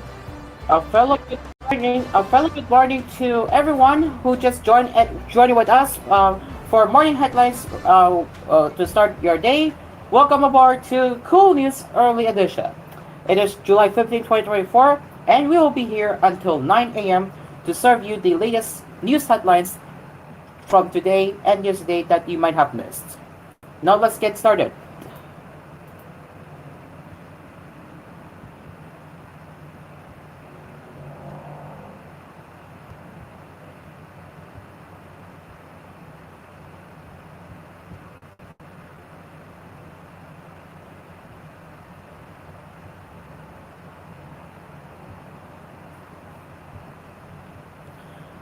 The Climate Change Commission has praised the Philippines' selection as host of the Loss and Damage Fund LTF board. The Philippines was selected to host the board during the second loss and damage meeting held at excuse me, Songdo, South Korea on July 9, trumping other developing nations. The unanimous decision by the LTF board affirms the Philippines' leadership under President Ferdinand Marcos Jr. in transformative climate action and demonstrates stakeholder confidence in the country's commitment to constructively contribute towards global efforts to address climate change, said CCC Vice Chairman and Executive Director Robert E.A. Boji. The LTF is an international financial mechanism designed to provide support to climate vulnerable countries in their recovery efforts from climate change-related economic and non-economic loss and damage. The support is provided in the form of grants and concessional financing which can be accessed by eligible countries. Recognizing the vulnerability of the country to the impacts of climate change, President Marcos prioritized strengthening the country's measures to climate change.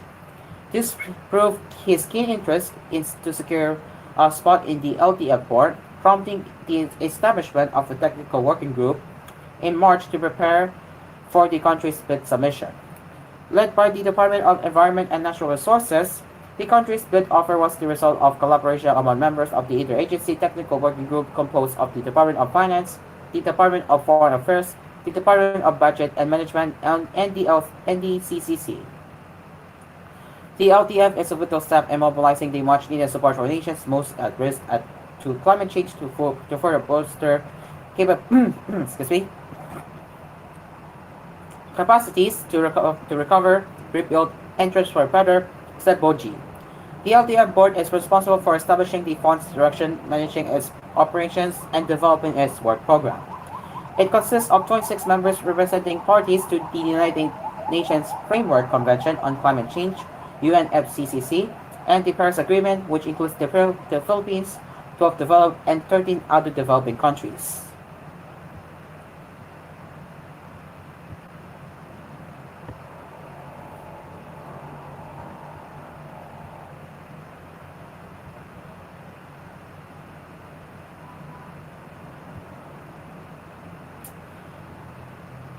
A fire hit in a residential area in Dalahican, Cavite City, Sunday afternoon, affecting 800 families. This is coming from ABS-CBN News. It started at 3:08 p.m. in barangays 5 and 7 on Bagjao Street, Dalahican. The blaze, which was raised to a third alarm, was extinguished by the Bureau of Fire Protection at 5:54 p.m. A Philippine Air Force UH-1 Hurley helicopter flew overhead to drop water. According to Real Solis, barangay captain of Barangay 7 residents of both Barangay 5 and 7 were affected. Solis said, yung mga residents na yan nasa dagat sila, yung mga barangay nila nasa ibabaw na dagat, kaya halos maraming talagang naputok na halos lahat nasunog, Solis said. Resident Sarah Bertilio, who has lived in the area for nearly 21 years, was devastated as she lost all her belongings. Nagtaktakbukan po yung mga bata. Ang sabi po ng mga bata, sunog-sunog. Di narata na po kami. Di malaman paano mabagkon. Wala na isa ba lahat ma'am, yung mga papers na kailangan ng mga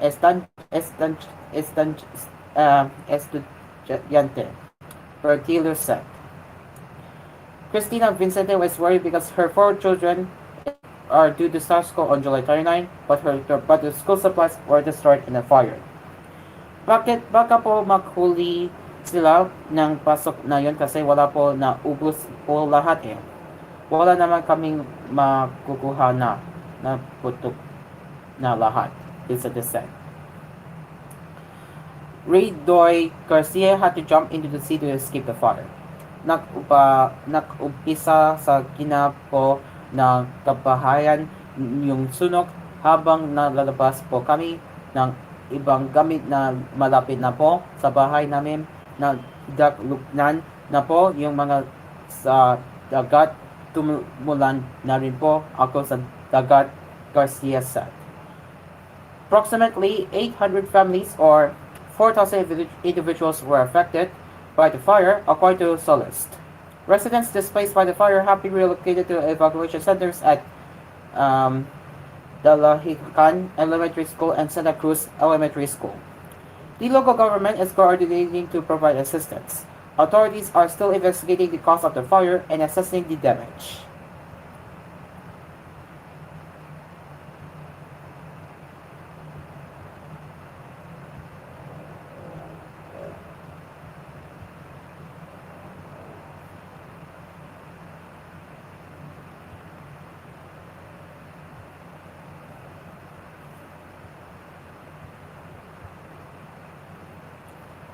And now for business news.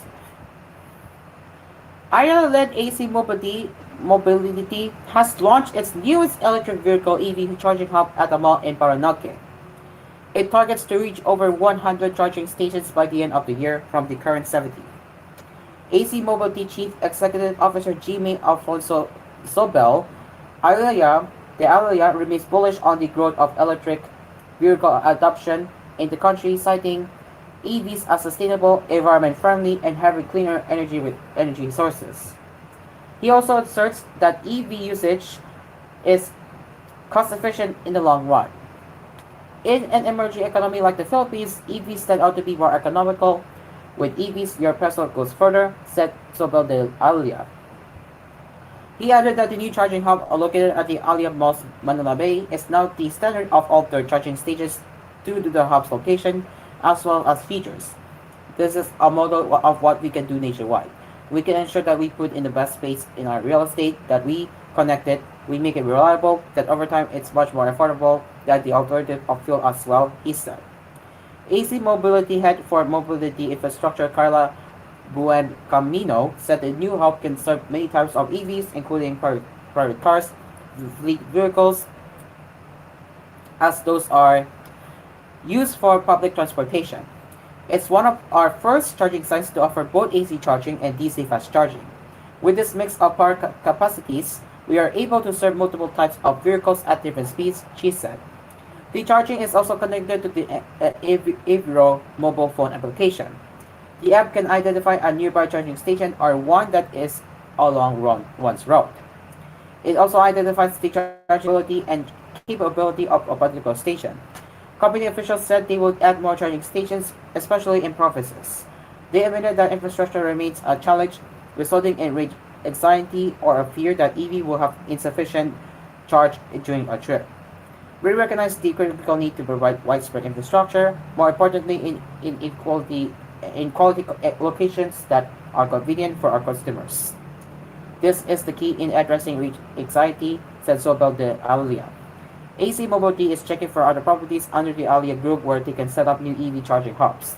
They said they are also willing to partner with other companies for the expansion of electric vehicle charging stations in the country.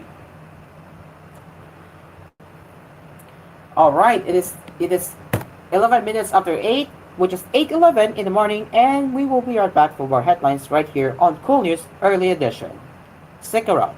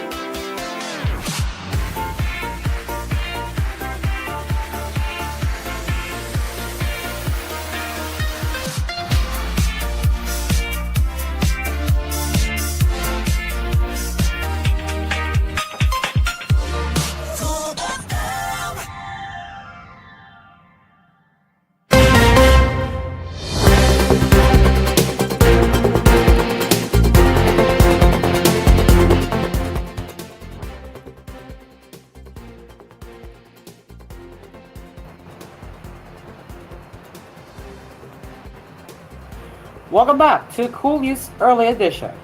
All right, so now let's get the other laptop open real quick. Oops. Hang on. I just got a telephone ringing. Hang on. Stand by. I'll be back shortly.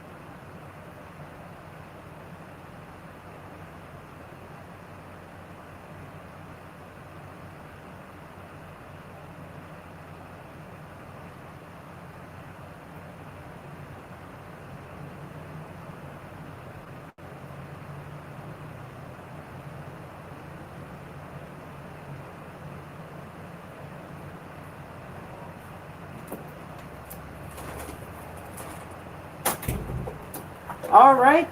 Just came back. Just was told that I was called by the internet service provider, but yes, it's now back to normal. So now let's continue with the headlines. All right.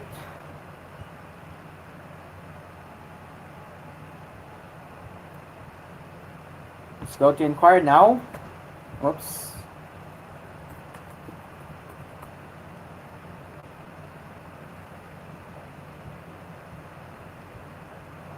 Okay, give a second.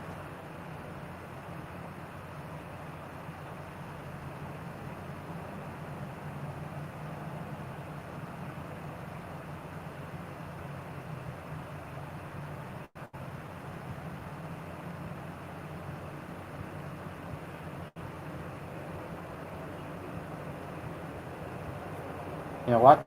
I'm gonna spend time solving the captcha at this point. But anyways, let's continue with the headlines. If we have new headlines already, we hopefully. There it is. We have a brand new international headline, so we can get to cover now. All right, here it is. Former U.S. President Donald Trump landed in Milwaukee on Sunday for the Republican National Convention, a little more than 24 hours after he was wounded in a failed assassination attempt, according to his son Eric Trump. Touchdown in Milwaukee at Real Donald Trump. Eric Trump posted on social media platform X with a video peering through the cockpit as pilots landed the Republican presidential candidate's plane, dubbed Trump Force One. People could be seen disembarking from the plane at the airport in Wisconsin City. Trump had insisted he would stick to his schedule for the convention, despite Saturday's shooting at a rally in Pennsylvania, which left one bystander dead, 2 wounded, and Trump himself nicked in the air by what he said was a swishing bullet. I cannot allow a shooter or potential assassin to force change to scheduling or anything else. The presumptive Republican presidential nominee said earlier Sunday on Truth Social. Therefore, I will be leaving for Milwaukee as scheduled at 3:30 p.m. today. He wrote, adding that he opted against delaying his trip to Wisconsin. Republicans are expected to confirm Trump as their nominee to challenge Democrat incumbent Joe Biden for the White House in November. Trump is also expected to announce his running mate as early as the opening day on Monday. He formally accepts the nomination on Thursday in a speech that will be followed by millions, closing the convention by ushering in a new golden age for America, according to his campaign.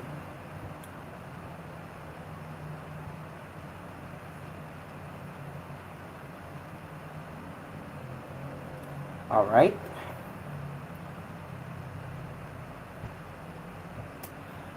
We will be recapping the headlines for those who have missed it, so that we have covered from 6 a.m. So we will get into that now, starting with a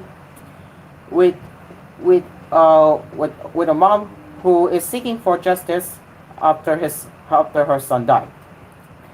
The mother of a 90-year-old cadet who died at a maritime academy in Calamba City, Laguna, after allegedly being punished for sending a thumbs up emoji to a group chat, is calling for justice for her son. In a phone interview on Sunday, Ana de los Reyes shared the harrowing experience of their family upon hearing about the death of her son, Captain Vince Andrew Haninhon de los Reyes, on July 8. According to Ana, the NYK DGG Maritime Academy informed her about what happened via phone, prompting her and her husband to travel from their home in Bacau, Oriental Mindoro, to Barangay Canlumbok in Calamba City. The two nephews accompanied them. I don't know which police will investigate, Ana told Inquirer.net. But I vote. I will not allow it to end just like that. He was my son. We dreamed together. And then they did this to him, she said, her voice breaking with emotion. It is painful for a parent to lose a child. Sa sinampit ng anak ko, mahirap tanggapin pero pilit tanggapin. Ang tangking hinihiling ko lang ay justice para sa anak ko, she added. What happened to my son is difficult to accept, but I'll try to accept it. The only thing I ask for is justice for my son, Ana said. Upon arriving in Calamba, Ana recounted that they visited the Calamba City police station, where a suspect identified only as Nathaniel was brought along with 4 other unnamed witnesses whom she talked to. When I read the report about the group chat, I first asked the witnesses to describe Vince. They said he was very kind and quiet. When I asked if he had spoken badly or spoke in a proud manner, they said no, she said. She also asked them about the content of the group chat and what could have prompted this senior to punish Vince. But none of the witnesses gave Ana a clear answer. Based on police reports, the cadet was declared dead on arrival at the hospital after experiencing difficulties breathing and collapsing in his cabin at the NTMA. Citing witnesses' statement, Ana pointed out that something more might have happened to her son since the punishment was done inside a room. She also said it was impossible for Vince to collapse, knowing that her son's health had always been in good condition. A classmate said that it's easy for De Los Reyes to do 300 push-ups. His body is fit, and he can even do 1,000, Vince's mother emphasized. It is impossible that he will have a heart attack. They are very strict with their medical, and he also underwent one, she said. Ana also pointed out that Vince had always been honest with her, never failed to update the family about his whereabouts, and was always focused on his goal to finish his studies. When my son comes home and I always ask how he was, I said, son, don't hesitate to tell me if they are bullying or harassing you. Don't keep it a secret if you're experiencing something like that. But he told me that nothing like that was happening, Ana said. According to her, Vince, a second-year college student, was aware of their status in life, and even promised the family that he would finish his studies on time and help them. She added that many of her son's friends visited his wake and apologized since they were unaware of what happened to Vince. And DMA personnel were guarding the wake 24 hours a day, switching shifts. They are not leaving us, they are welcome here. Of course, there are people too. I can't tell them to go, she said.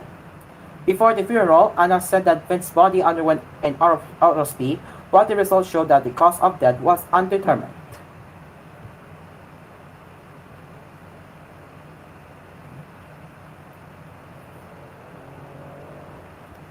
Let's just double check if I have new headlines. If not, we will move on to some tech news, technology news. Right?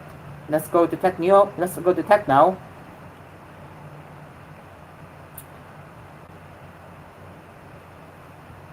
Well, apparently the tech is also slow, surprisingly. So, well, we will be reading the report that we did yesterday in part of Hello Filipinos with koolNews Early Edition.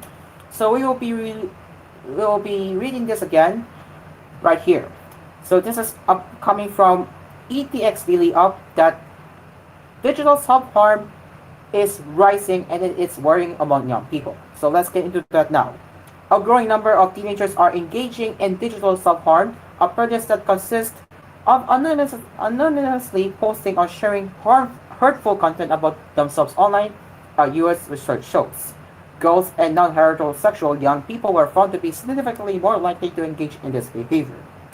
Published in the Journal of School Violence, this study, conducted by researchers at Florida Atlantic University and the University of Wisconsin, Eau Claire, analyzed data from 3 independent national surveys conducted in 2016, 2019, and 2021 involving American teenagers aged 30 to 17. The researchers explored 2 behaviors that allowed them to measure digital self-harm: if teens had anonymously posted something mean about themselves online in their lifetime, and if they had anonymously cyberbullied themselves online in their lifetime. They explained in the news release. Unlike cyberbullying, where the abuse is directed at others, digital self-harm involves teenagers posting harmful content about themselves on social networks. The results of this research suggest that this form of self-directed abuse, facilitated by online anonymity, is on the rise. This phenomenon, which was first identified in 2010, appears to be affecting more and more young people between 2019 and 2021. 9 to 12% of American teenagers engage in this behavior, compared to 6.3% in 2016, an increase of over 88%. This upward trajectory, particularly among specific demographic groups, highlights the need for targeted interventions and support systems, especially given that research has shown a strong association between digital self-harm and traditional self-harm, as well as between digital self-harm and suicidality, researchers explain. Indeed, the data collected showed that certain groups of teenagers are more vulnerable to this behavior. Those from racial minorities, young women, and non-heterosexual young people were found to be significantly more likely to engage in digital self-harm.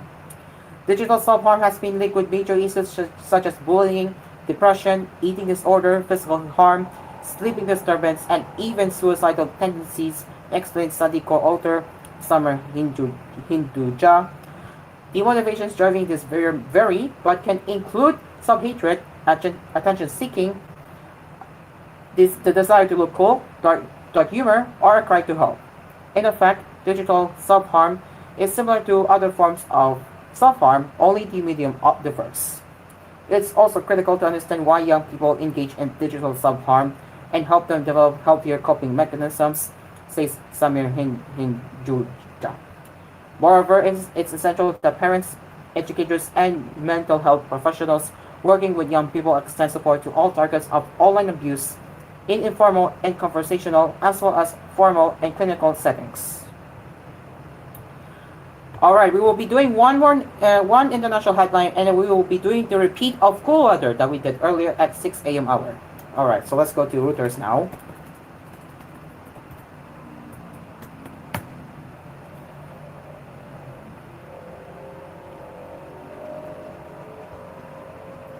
Alright, so we have a brand new headline related to the coverage of Trump's assassination attempt. So here it is. U.S. President Joe Biden used the formal setting of the White House Oval Office on Sunday to ask Americans to lower the political temperature and remember they are neighbors after a would-be assassin wounded Republican rival Donald Trump. This is coming from Reuters. Trump's shooting calls on all of us to take a step back, Biden said in remarks of less than 7 minutes. Thankfully, Trump was not seriously injured, he said. We can't allow this violence to be normalized. The political rhetoric in this country has gotten very heated. It's time to cool it down, he said. We all have a responsibility to do this. It was Biden's third use of the formal setting of the Oval Office to comment on issues of major importance to America since he took power in 2021. Biden's appearance allowed him to demonstrate the power of incumbency and important symbolic image as he battles some in his own Democratic Party who want the 81-year-old leader to step aside from seeking re-election out of concerns he lacks the mental acuity for another 4-year term. Last October, he made a primetime speech to comment on the Gaza and Ukraine conflicts, and in June of 2023, he spoke when a deal was reached with Republicans to avoid a breach of the U.S. debt ceiling. Gun violence is a fact of life in the United States. However, political violence is far rarer. 4 U.S. presidents have been assassinated and several escaped assassination attempts. Multiple presidential candidates have been shot, some fatally. Biden and his team are trying chart a course for his campaign. In the wake of the shooting of Trump, the former president, who Biden considers a threat to American democracy should he be elected on November 5. The campaign called off football attacks on the former president to focus instead on the future. Within hours of Saturday's shooting, Biden's campaign was pulling down television ads and suspending other political communications. Tonight, I am asking every American to recommit, Biden said. Hate must have no safe harbor. That's the headline. All right, and now it's time for the repeat of cool weather. Give me a second.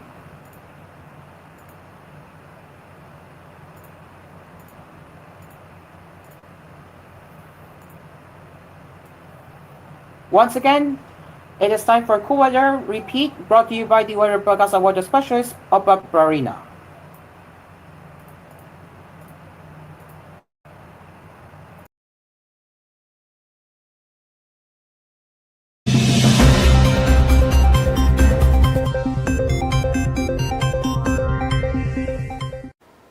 Magandang umaga mula sa Pag-asa Weather Forecasting Center. Narito na ang lagay ng ating panahon ngayong araw nga ng Lunes, July 15, 2024.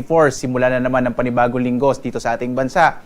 At sa ating latest satellite images, makikita natin na naging isang bagyo na nga yung binantayan nating low pressure area, bagamat nasa labas ito ng Philippine Area of Responsibility at nasa may bahagi ito malapit sa area ng Vietnam. So itong namataan, mahigit 1,000 kilometro kanluran ng Central Luzon, may lakas sa 45 kilometers per hour, malapit sa gitna at pagbugso na sa 55 kilometers per hour. At ito ay kumikilos pa kanluran, hilagang kanluran sa 25 kilometers per hour. Muli, wala siyang pangalan dahil ito ay nasa labas ng Philippine Area of Responsibility at hindi natin ito inaasahang makaka-apekto sa ating bansa.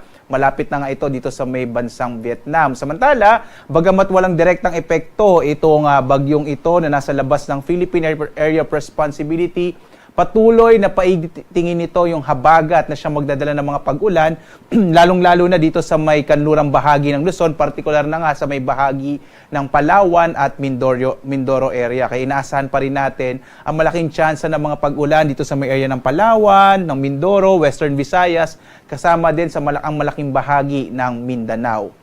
Samantalang ngayon ay meron tayong minomonitor na cloud cluster o kumpol ng kaulapan, partikular na sa may silangang bahagi ng Mindanao. At posible na ito ay maging isang low pressure area sa mga susunod na oras, sa susunod na araw. At hindi rin natin inaalis ang posibilidad na itong cloud cluster nito or kumpol ng kaulapan ay posibleng maging bagyo within the week. So patuloy natin itong imomonitor kung ano yung magiging development nitong cloud clusters na ito.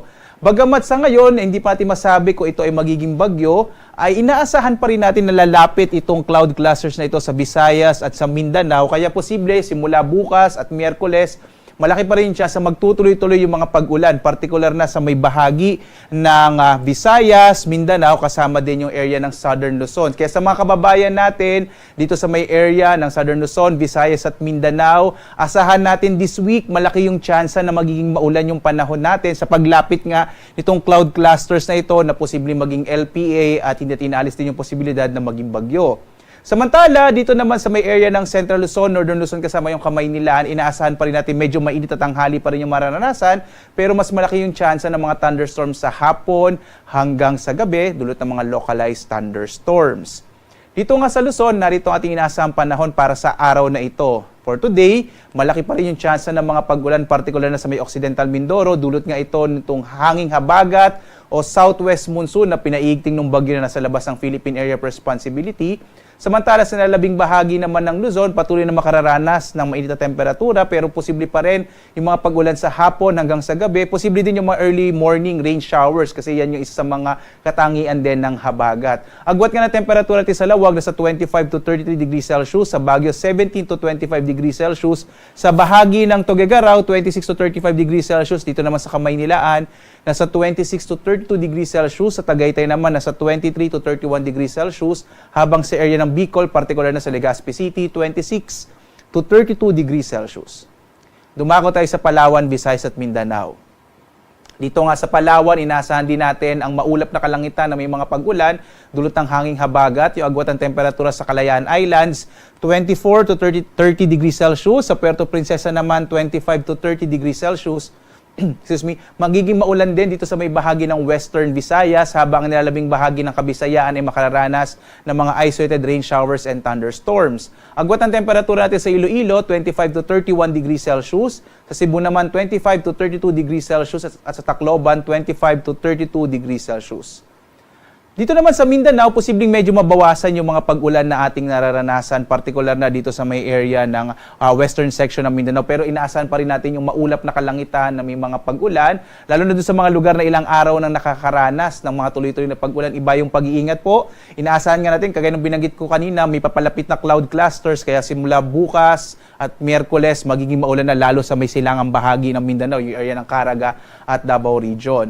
Agwat ang temperatura natin sa Zamboanga, 24 to 30 degrees Celsius, sa Cagayan de Oro, 24 to 31 degrees Celsius, habang sa area ng Davao, 25 to 31 degrees Celsius. Muli po mga kababayan, iba yung pag-iingat, lalong-lalo na sa mga posibilidad ng mga biglaang pagbaha at pagguho ng lupa, partikular na sa may area ng Mindanao at Visayas, kasama yung Palawan kung saan ilang araw na nakararanas ng tuloy-tuloy na pag-ulan. At narito ang ating kalagayan sa ating mga baybay dagat. Inaasahan naman natin na bagamat wala tayong gale warning, so posible naman maglayag yung mga sasakyang pandagat natin, yung area ng kanlurang bahagi ng Visayas, ng Southern Luzon at Mindanao, katamtaman hanggang sa magiging maalon yung karagatan. Kaya iba yung pag-iingat pa rin, lalong-lalo na sa maliliit na mga sasakyang pandagat. Samantala naman, ang araw natin ay sisikat ganap na 5:35 na umaga at lulubog, ganap na 6:29 ng gabi. At dahil nga marami tayong binabantayan ngayon ng mga weather systems, ay inaanyayahan namin kayo sundan sa ating iba't ibang mga social media platforms, sa X, sa Facebook, sa YouTube, at sa ating website pag-asa.doc.gov.ph kung saan naglalabas tayo ng mga updates. Lalong-lalo na pag meron tayong mga thunderstorm advisories at kung halimbawa may nabuo tayo ng mga low pressure area o na bagyo, lalong-lalo na sa loob ng Philippine Area of Responsibility. At muli, live na nagbibigay update mula dito sa Pag-asa Weather Forecasting Center. Ako naman si Obet Badrina. Maghanda tayo lagi para sa ligtas na Pilipinas. Maraming salamat po. Maraming salamat sa inyong pagsubaybay.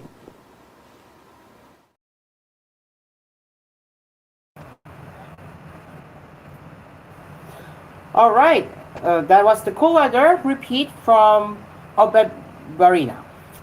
All right, it is 20 minutes to 8 and it is 8:40 in the morning, and we will have entertainment headlines to cover from yesterday right here on koolNews Early Edition. So stay tuned. We will be right back.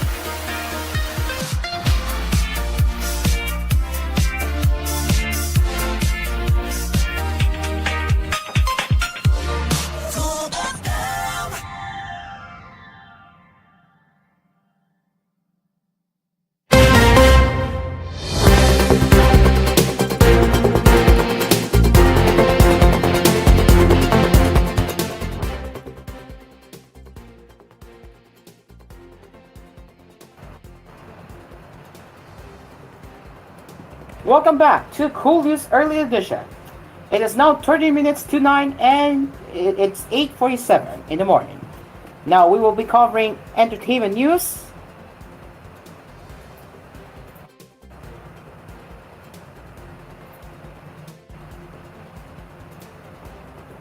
Okay, give me a second.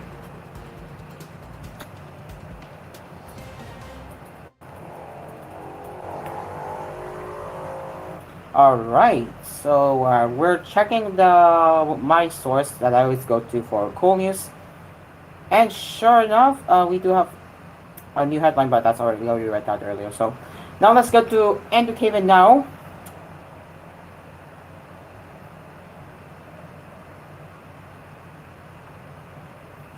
Alright, so let's go to starting with the Alec Baldwin's criminal case. So here we go. The criminal case against Alec Baldwin was about the handling of bullets from the beginning, and the handling of bullets brought it to the end.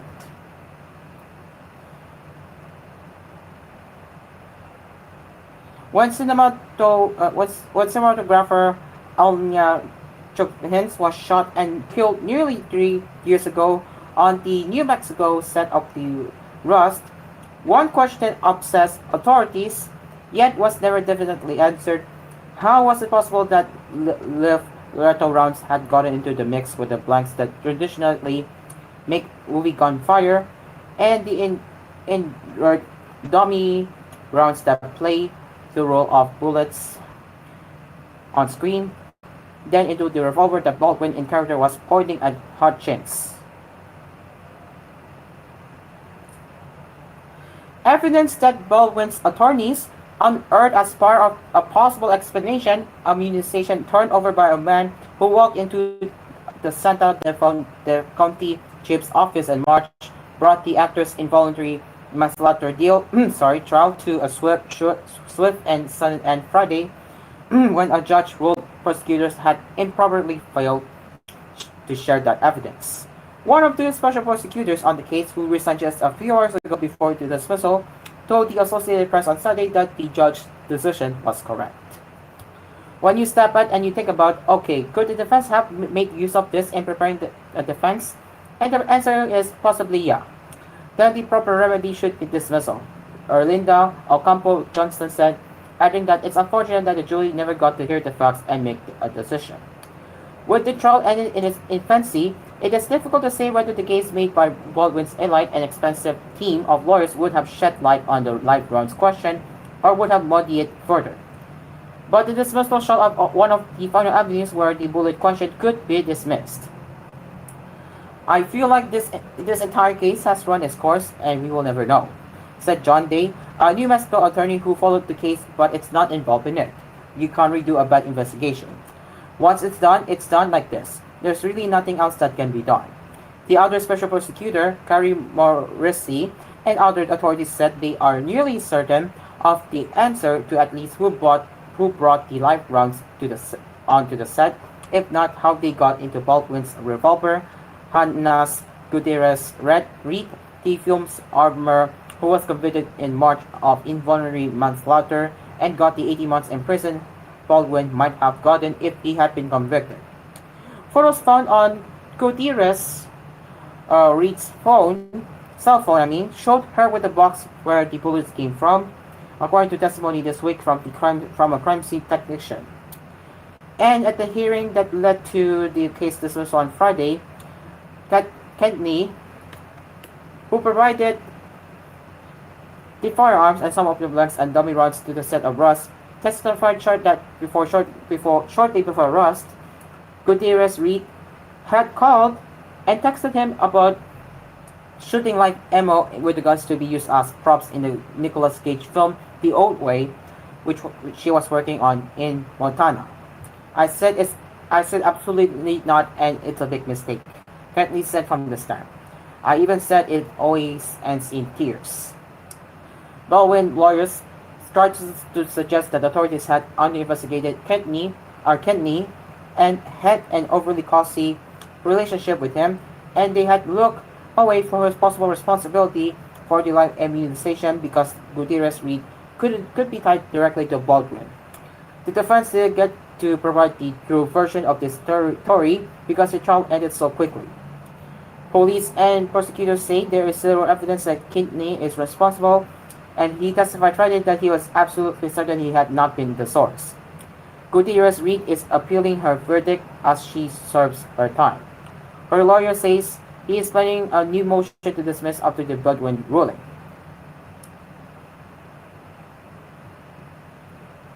When that ruling came, Baldwin wept in the courtroom and hugged his lawyers and his wife. He made his first public comment Saturday when he thanked supporters. There are too many people who have supported me to think just now. Baldwin said in a brief Instagram post that accompanied a photo of him sitting in the courtroom. To all of you, you will never know how much I appreciate your kindness toward my family. Several civil lawsuits against Baldwin and Ross producers could still end up shedding light on the bullet question. A lawsuit for husband and son that had been settled could be revived. And lawsuits from the cinematographer's parents and sister and crew members are still being pursued in court. The attorneys in those cases won't have the investigative power of police, but they could have one advantage the prosecution didn't. The resolution of the criminal case could open the way for the deposition of Baldwin in civil litigation. If he can no longer claim it would expose him to criminal liability. I'm still here. We have a very large legal team. Gloria Allred, a lawyer representing Hodgkin's parents, and Ross' supervisor, Mamie Mitchell. I have been doing this for 48 years, as long as I have been practicing law, and I have never allowed the dismissal of a criminal case or a conviction in a criminal case that was later vacated on appeal to deter me.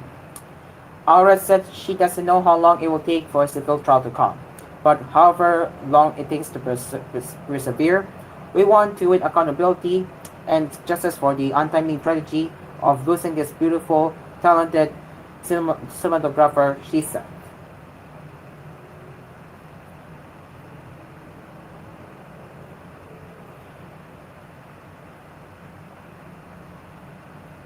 Five minutes before 9, which is 8:55 in the morning. We will be wrapping up in a few minutes. So let's go to the local shoppers now.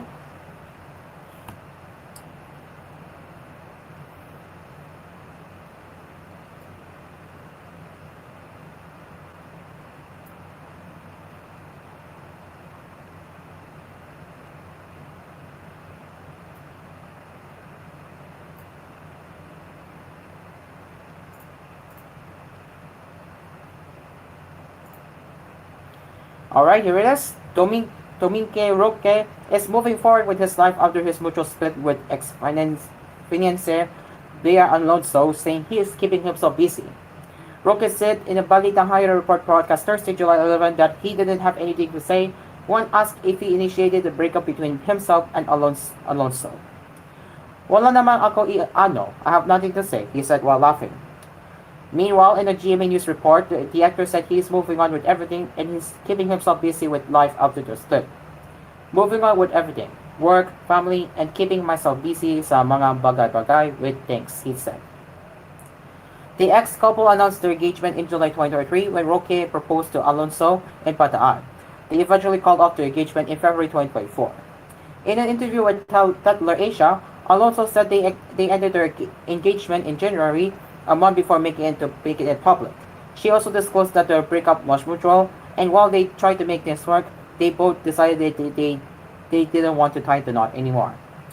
Before we announced it, we had been trying to work things out for months. It's not like it happened overnight. It was a process for both of us. She was quoted as saying, "I guess I also have to thank him because had he not been courageous enough to acknowledge that there was something wrong in our relationship, I may have continued to be carried away by the pressures of society."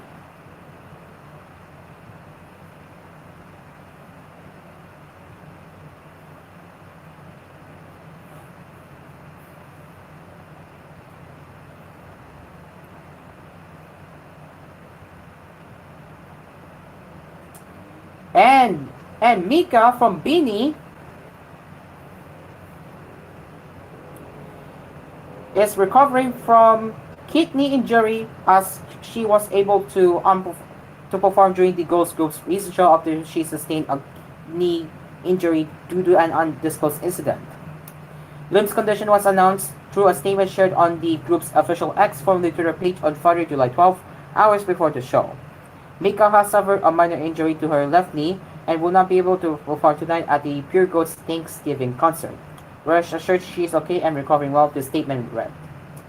Although Mika was not part of the performance, she surprised the fans of Bini, dubbed it as Blooms, as she appeared on stage with her fellow members Jehoana Robles, Ayla Carreta, Colette Vergara, Moloy, Ricarte, Garin Apuli, Stetsi Civileja, and Sheena Katakutan for the closing act.